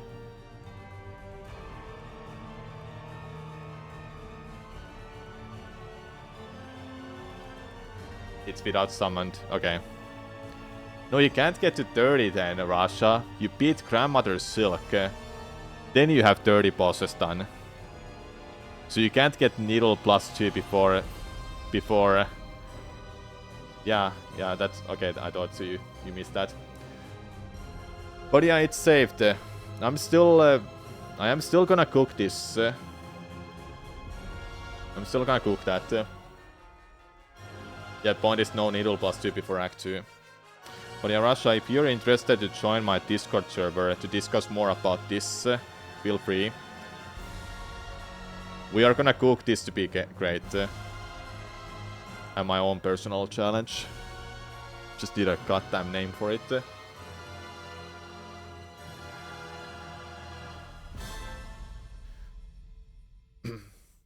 Either way, chat, I'm gonna be done for real. I'll be back tomorrow for Halloween stream. Me and my friends are gonna play some Halloween games. Ooh. Yeah, we're gonna play some scary games. Hopefully. I don't really care about Halloween, but when it's that time of the year, I will just play some horror games. I'll try to watch a horror movie on my own too. there are a couple of them I would like to watch. But yeah, until tomorrow, everyone. Sorry if runs didn't go well for any percent, but that happens sometimes. I'll see if I can get some practice into during this weekend and get some better runs on tomorrow. We'll see. Alright, I appreciate your time, everyone. I hope I'll see you tomorrow. Bye-bye. And please check out my new YouTube video. It's pinned in a... I uploaded that yesterday and I'm really proud of that video. Hopefully you enjoyed as well. Alright, see you tomorrow.